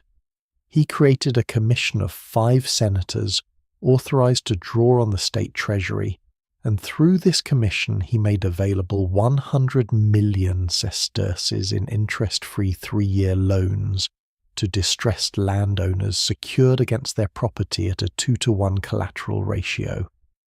The loans were distributed through reliable banks to be lent onward. It worked. Land prices stabilized. Credit markets unfroze. The crisis ended. Modern economic historians examining this episode have noted something remarkable about it. What Tiberius essentially executed in 33 of the Common Era bears a striking structural resemblance to what central banks in the 21st century call quantitative easing, the injection of liquidity by a monetary authority to halt a credit freeze and stabilize asset prices. Rome in the middle of the 1st century of the Common Era, without the vocabulary or the theoretical framework of modern economics, stumbled into an emergency monetary intervention that would not have felt entirely out of place in the policy discussions following the financial crisis of 2008. The parallels are close enough that Tenny Frank, writing his landmark analysis of the Roman crisis of 33 in 1935, did so in the middle of the Great Depression, seeing obvious resonances between the two moments. There is a detail embedded in all of this that I want to sit with for a moment because I think it illuminates something important about the relationship between Roman wealth and Roman luxury that we've been circling throughout this series. The money that paid for all of the conspicuous consumption we've described, the Tyrian purple, the gladiatorial schools, the elaborate dinner parties, the 500 donkeys accompanying an empress, did not at the upper levels of Roman society primarily consist of coins. It consisted of credit, of nomina, of transferable claims on future wealth recorded in bankers' codex books.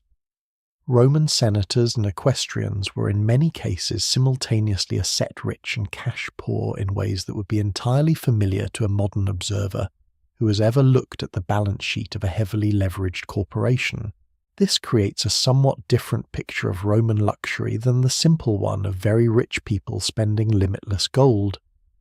Roman luxury at its apex was often luxury financed on the assumption of future prosperity, future rents from estates, future returns from tax farming contracts, future tribute from provinces that Rome expected to continue controlling indefinitely.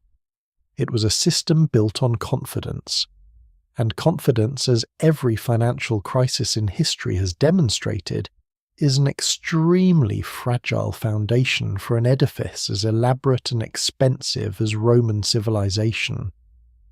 The publicani, the private tax farming companies of the Republic, organized as what we might now call joint stock companies, with multiple investors and formal charters, were perhaps the most purely financial expression of this dynamic. Companies of equestrians would bid for the right to collect taxes from a Roman province, paying the Roman state up front for this right, and then extracting what they could from the province to earn a profit. Cicero described these companies and their investors in terms that would be recognizable to anyone familiar with modern capital markets. The publicani held shares. Investors bought into and sold out of them based on expected returns. This is joint stock corporate finance operating in Rome in the 2nd century before the Common Era. And here finally is the question that I find genuinely important and genuinely unsettling when I put all of this together. The Roman luxury system as we have traced it through this series was not built primarily on wealth that already existed. It was built on wealth that was being continuously generated by conquest, by slavery, by the extraction of resources from an ever-expanding empire. The moment that expansion slowed, and it did slow beginning in the 2nd century of the Common Era, under Hadrian, who consolidated rather than extended the frontiers, the financial system began to feel the strain. The 3rd century would bring currency debasement, political instability, runaway inflation. The structural economic pressures that contributed to Rome's eventual fragmentation had deep roots in the very financial mechanisms that had made Roman luxury possible in the first place. Rome was in a very real sense a luxury civilization built on perpetual growth, and when perpetual growth became impossible, the luxury became increasingly difficult to sustain. The Romans responded to this pressure in 2 ways that are also thoroughly human and thoroughly familiar. Some responded by doubling down on the display of wealth, by insisting even more loudly on the visible signs of abundance, even as the underlying abundance contracted. Others responded philosophically by questioning whether the wealth and the display had ever been the point. This philosophical response, the Stoic tradition, the concept of otium, the long Roman conversation about the difference between having things and living well is a story in its own right, and it is exactly where we are going next. There is a sentence written by the Roman scholar Pliny the Elder in the 1st century of the Common Era that I have thought about more than almost anything else in this entire series. He was complaining, as Pliny often was, about his fellow Romans and their spending habits, and he wrote this: India, China, and the Arabian Peninsula take 100 million sesterces from our empire every year at a conservative estimate. That is what our luxuries and our women cost us. 100 million sesterces every year, flowing east. To understand what that number means in practical terms, a common Roman soldier earned roughly 800 sesterces annually. 100 million sesterces was equivalent to the annual pay of 125,000 soldiers, and Pliny called it a conservative estimate. This is the part of the Roman luxury story that tends to get overlooked in the popular imagination, because it requires us to think about Rome not as an isolated ancient civilization, but as a node in a genuinely global economic network that stretched from the Atlantic coast of Spain all the way to the ports of southern India, to the markets of Sri Lanka, to the silk-producing cities of Han Dynasty China. Rome was not simply a consumer of the Mediterranean world's goods, it was consuming the world. The mechanism that made this possible was something the Romans understood only partially, and it was both the most practical and most poetic thing in the history of ancient commerce. It was the monsoon.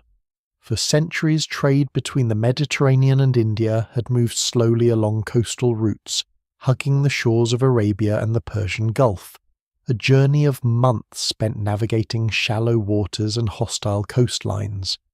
Then, sometime around the 1st century before the Common Era, Greek and Egyptian navigators, the pilot Hippolus is credited, in some accounts worked out something that changed everything. The Indian Ocean's winds do not simply blow randomly. They follow a seasonal pattern reversing direction between summer and winter. If you departed from Egypt's Red Sea coast in July, the powerful southwest monsoon would carry you directly across the open ocean to the Malabar coast of India in weeks rather than months. And if you left India in December, the northeast monsoon would carry you home. This discovery compressed the world. What had been a grueling multi-year odyssey became a round trip achievable in a single annual season, and the Romans understood immediately what this meant commercially. By the reign of Augustus, according to the geographer Strabo, who personally visited Egypt during this period, 120 ships were departing from the Red Sea port of Myos Hormos for India every single year. Under Augustus's predecessor, the Ptolemies, only a handful of ships had dared the passage. In a single generation, Rome multiplied the volume of direct India trade by a factor of roughly 6. This was not an accident. Augustus personally invested in opening the route. He removed trade restrictions. He ordered Roman legions to build roads through the Egyptian desert connecting the Nile to the Red Sea ports. He made India profitable. Picture the journey because it is extraordinary. A Roman merchant in the 1st century of the Common Era would begin in Ostia or Puteoli, Rome's main ports, and sail to Alexandria, a voyage of roughly 20 days. From Alexandria, goods travelled up the Nile to Koptos, the commercial hub of Upper Egypt, and then by camel caravan across the eastern desert for 12 days to reach the Red Sea port of Berenice. At Berenice, the caravan's goods were transferred onto ocean-going vessels, large, stout-hulled ships capable of carrying up to 1,000 tons of cargo, armed with mercenary archers against pirates waiting for the turn of the monsoon. In July, with the southwest monsoon filling their sails, these ships crossed the Indian Ocean, not hugging the coast, but sailing directly across open water, out of sight of land for weeks, arriving at the great port city of Muziris on the southwestern Malabar coast, in what is now the Indian state of Kerala. Muziris was by all contemporary accounts extraordinary, a city where Roman, Arab, Greek and Indian merchants mingled, where Tamil traders delivered goods from the interior, where the ships of Rome arrived laden with gold coins, fine glassware, wine, coral and copper, and left filled with the things that Rome could not produce for itself, black pepper, the single most important commodity in the entire Eastern trade, so common on the Roman table that Pliny found it baffling. "What is it," he asked, "about pepper that makes us go to India to get it? Its attraction is only its bite, and for this we go to India." He did not understand why Romans paid gold for pepper when they could simply eat their food unseasoned, but they did. They paid enormous amounts of gold for pepper year after year, and Pliny's complaint about it tells us more about Roman culinary culture than any recipe book. Pepper was not a luxury in the sense of an occasional indulgence. For the wealthy Roman, it was an everyday essential, and the fact that it came from somewhere 12,000 kilometers away at the far edge of the known world made it not more precious, but more ordinary. That is what global trade does. It makes the extraordinary routine.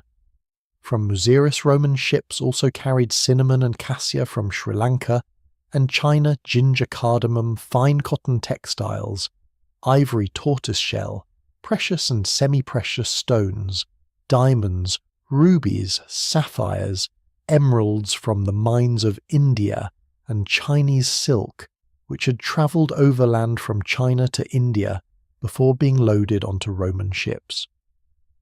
The round trip from Italy to India and back took roughly a year.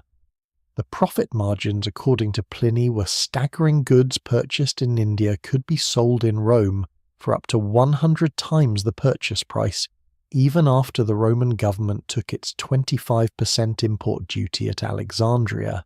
And the silk. We must talk about the silk. Rome named China Ceres the Kingdom of Silk, because silk was the first thing most Romans knew about China, and for many the only thing that mattered. Chinese silk arrived in Rome through a chain of intermediaries so long that most Romans had no accurate understanding of where it actually came from or how it was made. The most widespread Roman belief was that silk was combed from the leaves of trees, a kind of vegetable fibre. Seneca and Virgil both repeated this understanding. Pliny the Elder characteristically was better informed. He wrote that silk came from the bombyx, which is simply a transliteration of the Greek word for silkworm, and that they weave webs like spiders that become a luxurious clothing material for women. Pliny got it roughly right. Most of his contemporaries did not. What they did know was that silk felt unlike anything else. It was lighter than linen, cooler than wool, and draped with a liquid quality that wool and cotton could not approach. And it was translucent thin silk showed the outline of the body beneath it in ways that Roman moralists found scandalous. Seneca complained about women wearing silk because it left nothing more to the imagination than if she were naked. The Roman Senate periodically issued proclamations attempting to restrict or ban silk, largely on moral grounds. The wearing of such revealing fabric was considered inappropriate, especially for men, but these proclamations were almost entirely unsuccessful. The demand was too strong. The status signal was too clear. Silk, precisely because it came from the far edge of the world and cost a fortune, and scandalized the moralists, was exactly the kind of thing wealthy Romans wanted, and they paid for it in gold. Diocletian's edict on maximum prices from the year 301 of the Common Era set 1 kilogram of raw silk at 4,000 gold coins. We mentioned this earlier in the context of Tyrian purple, but it is worth revisiting here. At that price, silk was worth more per kilogram than gold itself. Rome was exporting its gold reserves to the eastern edges of the known world in exchange for a fabric. Pliny's 100 million sesterces a year draining east was largely silk and spices, and the Roman government was by the later empire genuinely alarmed by the pace of gold loss to eastern trade. It was one of the factors that contributed to the economic pressures of the later imperial period, but the trade was not one-directional, and that is a dimension of this story that tends to get lost when we focus only on what Rome was importing. Roman glass, the distinctive soda-lime glass produced in workshops in Rome, Syria and Egypt, was itself a prestige commodity in the East. Archaeologists excavating burial mounds in China, Korea, Thailand, and the Philippines have found Roman glassware among the most treasured possessions of the Asian elite. Roman coins, gold aurae, bearing the portraits of emperors from Augustus through the later empire have been found in enormous hoards across southern India. Tamil literary sources, the Sangam poems of the first centuries of the Common Era, describe Roman ships arriving at Indian ports laden with gold to be exchanged for pepper, and refer to the Romans as Yavanas, the Indian term for Western foreigners that had originally applied to Greeks and was extended to Romans as the dominant Western power. Inscriptions in Tamil, Greek, Latin, and several South Asian scripts have been found at the excavated site of Myos Hormos, suggesting a genuinely multicultural trading community. And in Berenice, the other major Red Sea port archaeologists have found Indian black peppercorns in the excavated ruins, Indonesian cloves that had travelled through India to reach Egypt, teak planks from Indian forests, and perhaps most movingly, a small marble statue of the Buddha found in the forecourt of a temple dedicated to the Egyptian goddess Isis, suggesting the presence of Buddhist merchants from India in an Egyptian port city worshipping beside Roman merchants honouring an Egyptian deity. The first century of the Common Era was in some ways we rarely acknowledge already a world where religions and cultures were moving along trade routes in both directions. There is a detail from the archaeology of this trade that I find quietly devastating in how it reframes the entire history. In 166 of the Common Era, while Marcus Aurelius, whom Epictetus's philosophy had influenced, was serving as Emperor of Rome, the first documented Roman diplomatic mission reached the Han Dynasty court of China. The embassy presented gifts and requested trade relations. The Chinese records describe the emissaries as coming from Dakin, their name for the Roman Empire, and list the gifts they brought: ivory, rhinoceros horn and tortoise shell. The Chinese records note with polite understatement that these were not particularly impressive gifts, suggesting the Chinese had been expecting something more valuable from the Empire of the West. The Romans, for their part, had sent emissaries to China without apparently bringing very much that China wanted. China already had ivory and rhinoceros horn. China had silk. What China wanted from Rome, it turned out, was not luxury goods, but rather access to the Western markets that Rome controlled. And in this one small diplomatic moment, the embassy that arrived with the wrong gifts, you can see the entire structure of the Roman luxury trade from the Chinese perspective. Rome was the hungry empire, consuming everything the East could produce, paying in gold, and not entirely understanding the terms of the exchange it was participating in. For all the genius of Roman engineering and law and philosophy, for all the architectural wonders we've traced through this series, the Roman relationship to global trade reveals something about the empire's deeper character. Rome was at its heart a consuming civilization.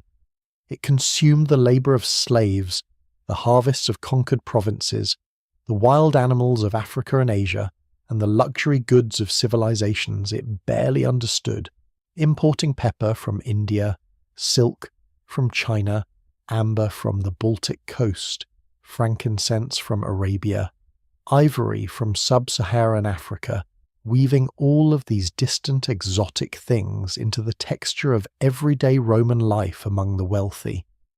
And this consumption was itself a form of power, the ability to place goods from the far edge of the known world on your dinner table, to wear silk from a country you could not accurately name, to burn frankincense from a coast your sailors had barely mapped.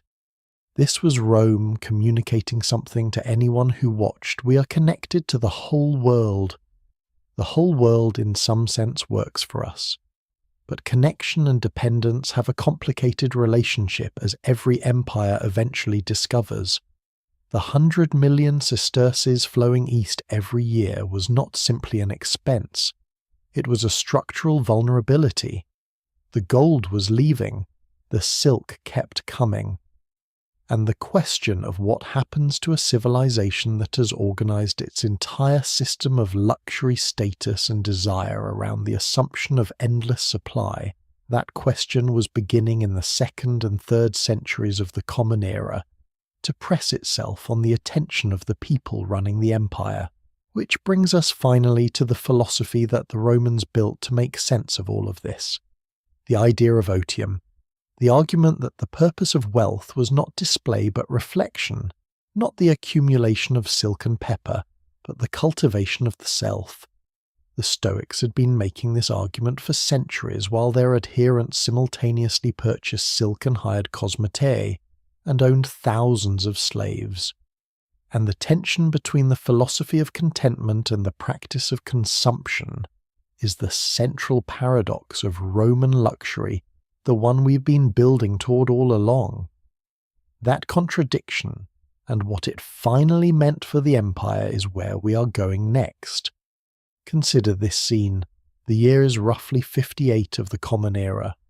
In Rome, one of the most powerful men in the empire sits at his writing desk and composes a letter to his friend Lucilius. In the letter he describes the resort town of Baiae, a stretch of volcanic coastline on the Bay of Naples, where the wealthy of Rome kept their holiday villas, where hot springs and warm sea baths made it the most fashionable retreat in the Mediterranean world. He writes to Lucilius that Baiae is a place to be avoided, that luxury has claimed it as its exclusive resort, that to witness people wandering drunk along the beach, the riotous revelling of sailing parties, the sound of music from pleasure boats drifting across the water, all of it is a kind of corruption that the serious person should flee. This letter is remarkable for many reasons, but the one that matters most is this: the man writing it owned a villa at Baiae. His name was Lucius Annaeus Seneca. He was one of the wealthiest individuals in the Roman Empire, with properties at Baiae, at Nomentum and Alban Villa, and estates in Egypt. His personal fortune, according to his political enemies, and he had many, amounted to 300 million sesterces. In a society where a senator needed to demonstrate assets of 1 million sesterces simply to stand for office, Seneca was 300 times over that threshold. He was also simultaneously the most eloquent voice in the Roman world, arguing that wealth was unimportant, that external things could not touch the inner freedom of the wise person, and that the purpose of life was not accumulation but reflection. He was, in other words, the most interesting hypocrite in the history of Western philosophy, and he knew it. To understand what Seneca was doing and why it matters, we need to understand the philosophical concept that structured the Roman relationship to luxury more than any other. The concept was otium. Otium is a Latin word that does not translate easily into modern English because we do not have a precise equivalent for what it meant to Romans. The closest approximation is something like meaningful leisure, not idleness, not vacation, not simply the absence of work, but a particular quality of time devoted to philosophy writing, contemplation, friendship, and the cultivation of the inner self. Its opposite was negotium, business, public duty, the demanding and often exhausting activity of Roman civic life. The Roman upper class was expected to move between these two states, negotium in the city conducting the business of empire, otium at the country villa reading, thinking, writing letters. This sounds on its surface like a very pleasant arrangement, and for many Romans it was. But beneath its surface lay a question that Roman philosophy never fully resolved: what is the relationship between genuine inner freedom and the material conditions required to pursue it? If otium requires a villa, and a villa requires wealth, and wealth requires the kind of participation in Roman political and economic life that produces moral compromise, then is otium itself a form of luxury? And if it is, can you pursue it honestly, while simultaneously preaching the unimportance of luxury? This was Seneca's problem.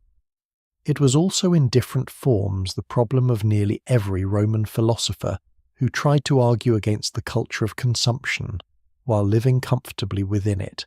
Seneca's response to the accusation of hypocrisy was characteristically brilliant and not entirely satisfying.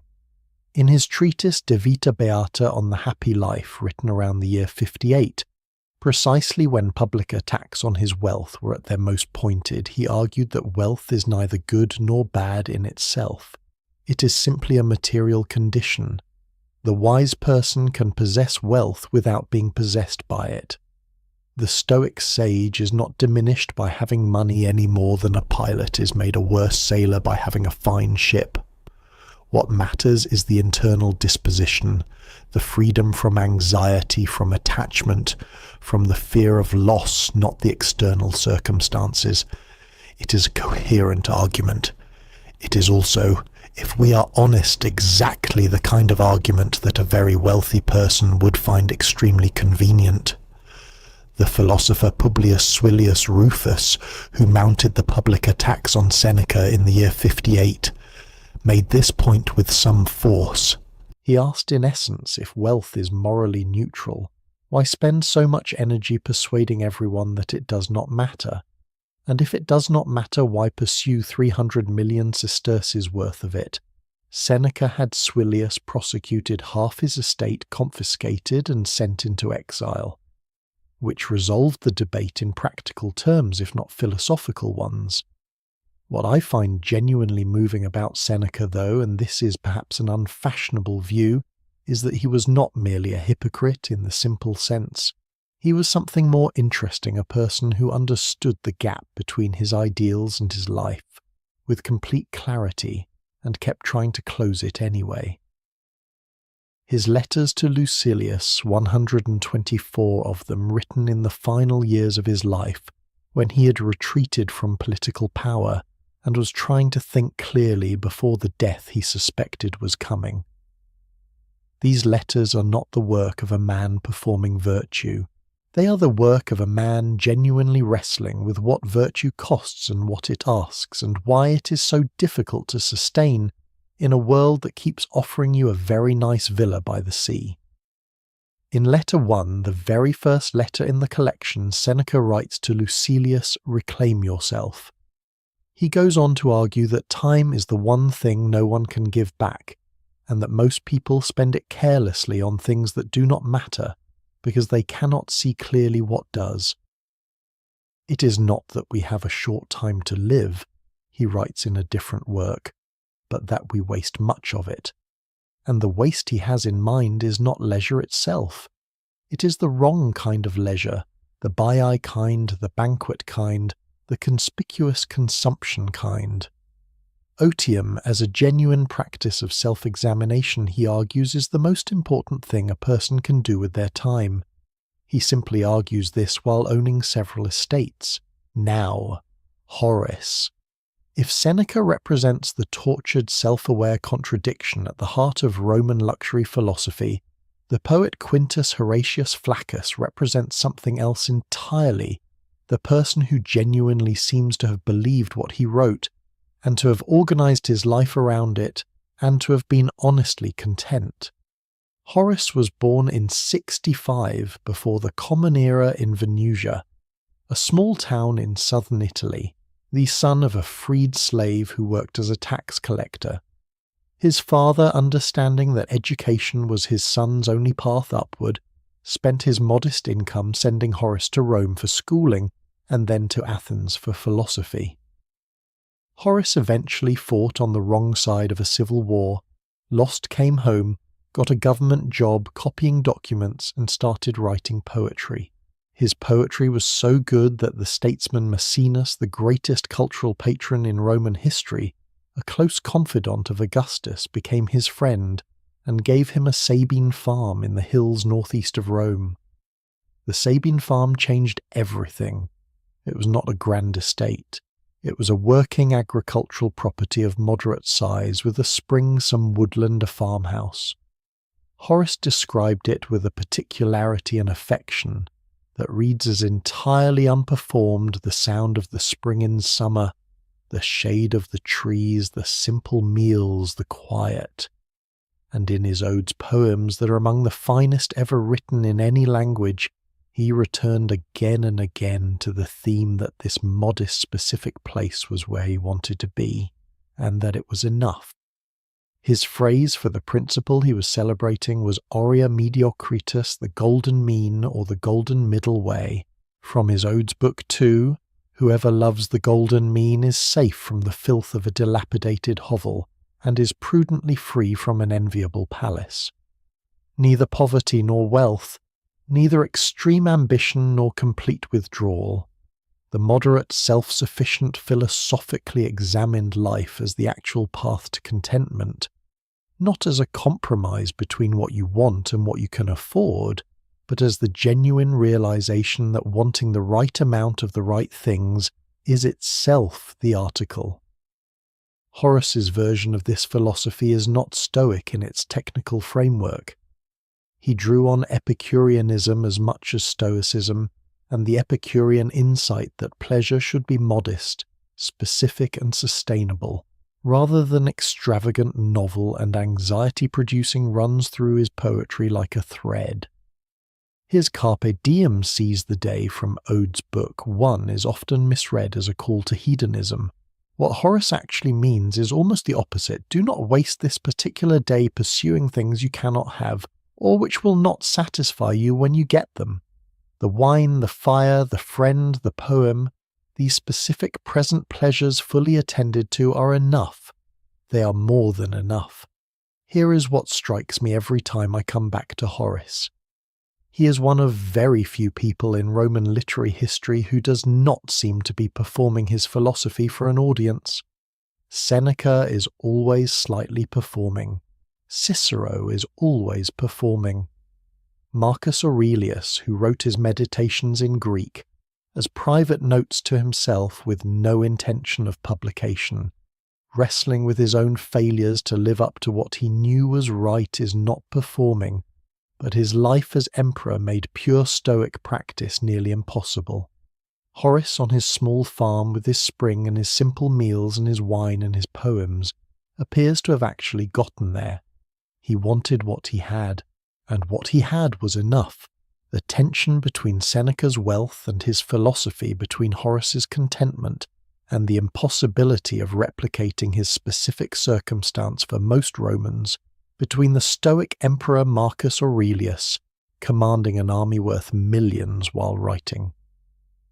That external things cannot touch the inner self, this tension was not incidental to Roman philosophy. It was its defining condition. Roman Stoicism emerged and flourished in the very centuries when Roman luxury was at its peak.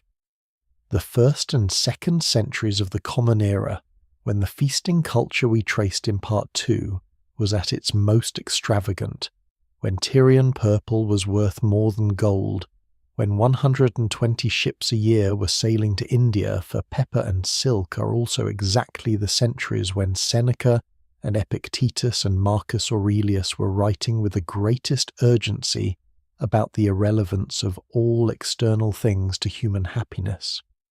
That is not a coincidence. That is a civilization in dialogue with itself. The luxury and the philosophy that critiqued it were products of the same world addressed to the same people, trying to answer the same question from opposite directions. If you have everything, food comfort, beauty entertainment, servants, silk spices from the other side of the earth, why does it still not feel like enough? Seneca's answer in his clearest moments was that it never will. Not because there is something wrong with you, but because the appetite for external things is structurally insatiable. You satisfy one desire and a new one appears. You reach the income level you thought would make you comfortable, and discover the threshold has moved. You buy the villa and immediately begin worrying about keeping it. The anxiety is not cured by more. The only thing that cures it is a different relationship to wanting, and that is what Stoicism at its core is trying to teach. Whether Seneca managed to learn it himself, whether anyone fully manages it, is a separate question. What matters is that he kept trying. What matters is that he wrote the attempt down. And what matters for our purposes in this series is that these philosophical texts survive as evidence that the Romans who consumed the most were also simultaneously the Romans most urgently questioning what consumption was actually for. Here is a thought I would like to leave you with before we move to the final chapter of this story. Marcus Aurelius, emperor, Stoic philosopher, commander of the greatest military force in the ancient world, wrote in his private notes the text we now call Meditations. You have power over your mind, not outside events. Realize this and you will find strength. He wrote this while commanding armies, managing the political complexities of imperial succession, presiding over banquets of the kind we described in the early parts of this series. He was writing it to himself, as a reminder. Because he needed reminding. That is perhaps the most human thing about Roman luxury in the end. Not the excess which was real. Not the ostentation which was calculated. But the fact that even in the middle of it, at the very highest levels of Roman power and wealth and material abundance, there were people writing notes to themselves in the middle of the night trying to remember that none of it was the point. Which brings us finally to the last chapter. Because for all the philosophy, for all the warnings, for all the voices that said this path leads nowhere, the Roman appetite for luxury did not slow down. It accelerated. And what happened at the far end of that acceleration, what it looked like when excess finally ceased to be a style and became a system, when the display of luxury consumed the capacity to maintain the civilization that had produced it, That is the story we have been building toward for this entire series, and it begins with a single name that even 2,000 years later still functions as a synonym for unhinged, spectacular, unbelievable excess. We're going there right now. The year is 218 of the Common Era. Somewhere in the Syrian city of Emesa, a 14-year-old boy has just been declared Emperor of Rome.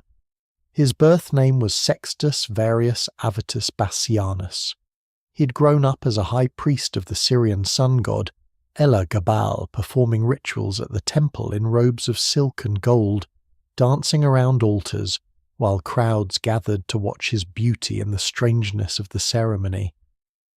When the reigning emperor was killed, his ambitious grandmother Julia Maesa spread the rumour that her grandson was the illegitimate son of the previous emperor Caracalla, the bloodline that the legions respected.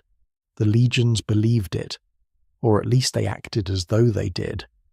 Either way, a teenage priest from Syria found himself almost overnight in possession of the most powerful office in the Western world. He took the imperial name Marcus Aurelius Antoninus Augustus. He became known to history as Elagabalus, and what followed was 4 years that the Romans themselves could barely put into words. The historian Aelius Lampridius, whose account of Elagabalus in the Augustan history is one of our primary sources, though modern scholars estimate only about a quarter of it is strictly reliable, opens his biography with a remarkable admission.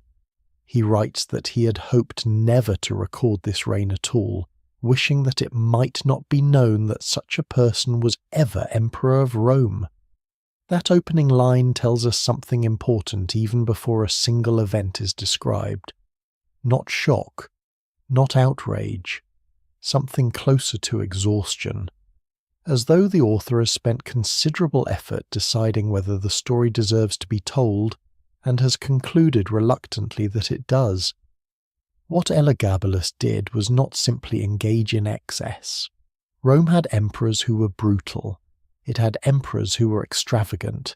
It had emperors who were corrupt, incompetent, dangerously cruel. What made Elagabalus different? What made him into the figure that still functions 2,000 years later as the ultimate symbol of Roman decadence was that he seemed genuinely uninterested in the performance of power altogether. His predecessors, however badly they behaved, at least maintained the fiction that they were running an empire. Elagabalus apparently could not be bothered with the fiction. He arrived in Rome, and his first order of business was not to attend the Senate or review the military situation on the frontiers. His first act was to construct a temple on the Palatine Hill to house his sun god, a large black conical meteorite from Emesa, and to require the Roman religious establishment, including the ancient institutions of the Vestal Virgins and the priests of Jupiter, to subordinate their rites to the new deity. He then organized a summer procession for the sacred stone in which it was placed on a chariot drawn by 6 enormous white horses, the chariot decorated in gold, and Elagabalus himself walked backward in front of it, so that he could face his god at all times, which required him to be guided by attendants to prevent him from tripping. The entire Roman Senate was required to walk alongside. The Senate, which had survived a century of increasingly erratic emperors, found this particular ritual arrangement difficult. The banquets. We must discuss the banquets. According to the sources, an invitation to dine with Elagabalus was an experience of considerable ambiguity. You might be served up to 22 courses featuring camel heels, peacock tongues, and the brains of 600 ostriches at a single sitting. You might find your dish contained pearls mixed into rice or gold coins stirred through your peas, because Elagabalus, according to the Augustan history, enjoyed having the prices of the food exaggerated to his guests as an appetizer before they actually ate it. He held colour-themed banquets throughout each summer, a green banquet one day, an iridescent one the next, then blue, then scarlet, cycling through the spectrum with menus matched to the colour scheme. He would offer prizes to dinner guests who invented new and pleasing sauces, the prize being a garment of silk, then still a rarity, and if the sauce did not please him, the inventor was required to keep eating it until they produced a better one. But the detail that has survived longest in the popular imagination, the detail that the Victorian painter Lawrence Alma Tadema immortalized in his 1888 oil painting, now considered one of the great images of Roman decadence, is this Elagabalus had a banqueting room with a reversible ceiling, and on at least one occasion he caused so many rose petals to cascade down from it onto his dinner guests that several of them, unable to crawl to the surface through the depth of flowers, were smothered to death. The Latin source says simply he buried his guests in violets and other flowers so that some expired when they could not crawl out to the top. Now, I want to pause here and be honest with you, because this is the point in the series where the most extraordinary stories deserve the most careful examination. Modern historians estimate that roughly a quarter of the Augustan history's account of Elagabalus is reliable. The biographies were written decades after his death by authors whose identities are disputed for audiences that had no particular interest in charitable treatment of an emperor whose dynasty had been erased from official memory. The rose petal story may be true, it may be embellished, it may be an invention designed to make a point about the kind of rule the new dynasty was rejecting when it replaced him. What is not in dispute is that Elagabalus was genuinely unpopular, not because of sexual excess or religious strangeness, which the Roman elite could tolerate as long as governance continued, but because governance did not continue. He appointed his lovers and favourites to positions of state. He ignored military matters during a period when the frontiers required attention. He spent on spectacle while the machinery of the empire required investment. He was in the political language of the day, not present to the serious business of ruling. The Praetorian Guard, the imperial bodyguard whose loyalty had kept several previous emperors alive through crises, eventually decided they had had enough. In March of 222 of the Common Era, Elagabalus and his mother were killed, and their bodies dragged through the streets of Rome to the Tiber where they were thrown in. He was 18 years old. His 4-year reign had cost the treasury enormous sums and achieved essentially nothing of administrative value. His successor, Alexander Severus, immediately reversed almost all of his cousin's innovations and set about the business of running an empire with sufficient competence that historians later remembered him as something approaching a model of good governance. The sun god went back to Syria. The Senate was restored to a semblance of dignity. The memorable banquets ended, and now we reach the question that this entire series has been building toward, and I want to answer it carefully because the easy answer is not the right one. Did luxury destroy Rome? The popular version of Roman history says yes. It is an old story told in some form by Roman moralists themselves that the empire that had conquered the world through discipline and simplicity was undone by the wealth it accumulated that Tyrian purple and peacock tongues and silk from China and rose-petal banquets and lead-lined wine and crocodile dung face cream altogether constituted a kind of civilizational rot, a softening of the virtue that had built the thing in the first place. Juvenal believed it. Pliny believed it.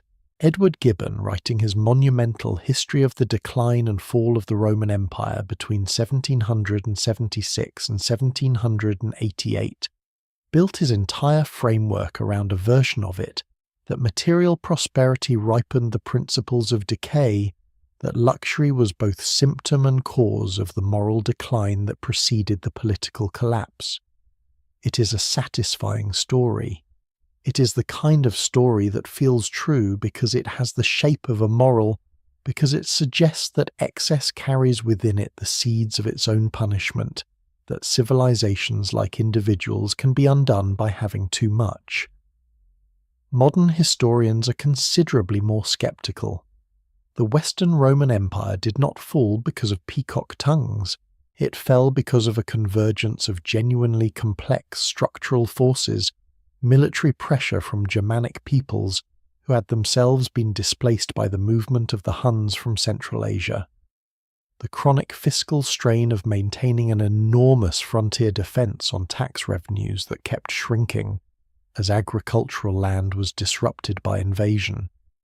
A 3rd century crisis between 235 and 284 of the Common Era, during which at least 26 men claimed the imperial throne, and almost all of them were killed, creating a generation of political and economic instability from which the Western Empire never fully recovered.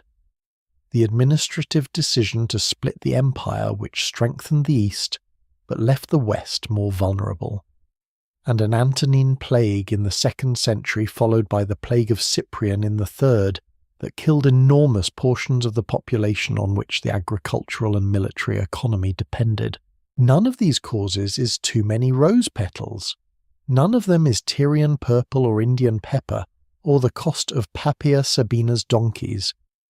The luxury extraordinary, excessive, sometimes surreal as it was not the engine of Roman decline. It was the surface.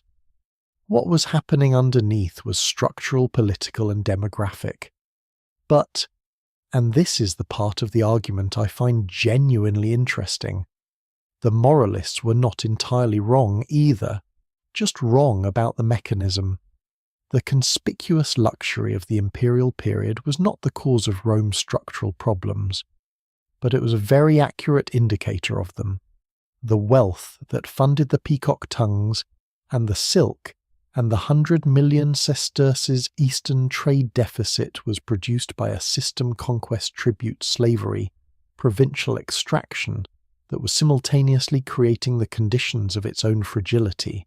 The more the empire relied on military expansion for revenue, the more it needed military expansion, until the frontiers reached the point where further expansion was not possible, and the economics of the system began to run in reverse. The luxury did not cause this, but the luxury was funded by it, and when you look at the luxury, you're looking at exactly what was at stake. Here is what I think this series has actually been about and why I wanted to tell it the way I did. Every single thing we have examined over these 12 parts, the feasts, the architecture, the water system, the fashion, the slavery, the entertainment, the medicine, the cosmetics, the global trade, the philosophy of contentment that flourished alongside the philosophy of excess, and the final spectacular implosion of Elagabalus. Every one of these things is a window into how a civilization understood itself, what it valued, what it feared, what it was trying to communicate about power, beauty, pleasure, and the human need to be seen. Roman luxury was not simple vanity, though there was plenty of that. It was a language, a system of signals, a set of arguments about who deserved what, who was capable of what, and what the good life looked like when you had the resources to pursue it, and the fact that this system was riddled with contradictions, that the philosophers who condemned it also participated in it, that the slaves who were props in the display of status were also human beings, whose inner lives Seneca and Epictetus tried to honour, that the gold-draining East to India was both the proof of Roman power and a quiet measure of Roman dependency. These contradictions are not failures of the civilization. They are its character. They are what makes it interesting. 2,000 years have passed. The Roman Empire is gone. The Palatine Hill where Elagabalus built his temple and Nero built his palace is open to tourists. The warehouses of Ostia, where Indian pepper and Chinese silk and Baltic amber were unloaded and stored, are archaeological sites. The Circus Maximus, where 150,000 people once gathered to watch chariots race in the name of a colour, is a public park. And we still talk about them. not because they were superior to us, or because we should imitate them, or because their system of values was one we should adopt, but because they were recognizably us, struggling with the same questions that have not become any easier in 2,000 years. What is luxury for? What do you owe the people your prosperity depends on? How much is enough? When does the display of what you have become a substitute for understanding what you are? And what remains after the feasting and the silk and the spectacle and the philosophy when the guests have all gone home? The Romans asked these questions loudly and in public. They wrote their answers down. They built in stone. They left fingerprints in face cream sealed in tin for 2,000 years.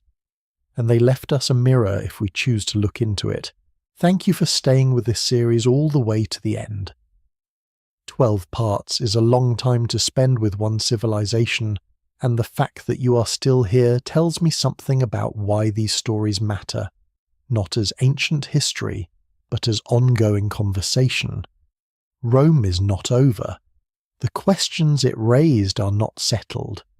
And if anything in this series made you stop and think or made you look at your own life slightly differently, then that is exactly what it was meant to do.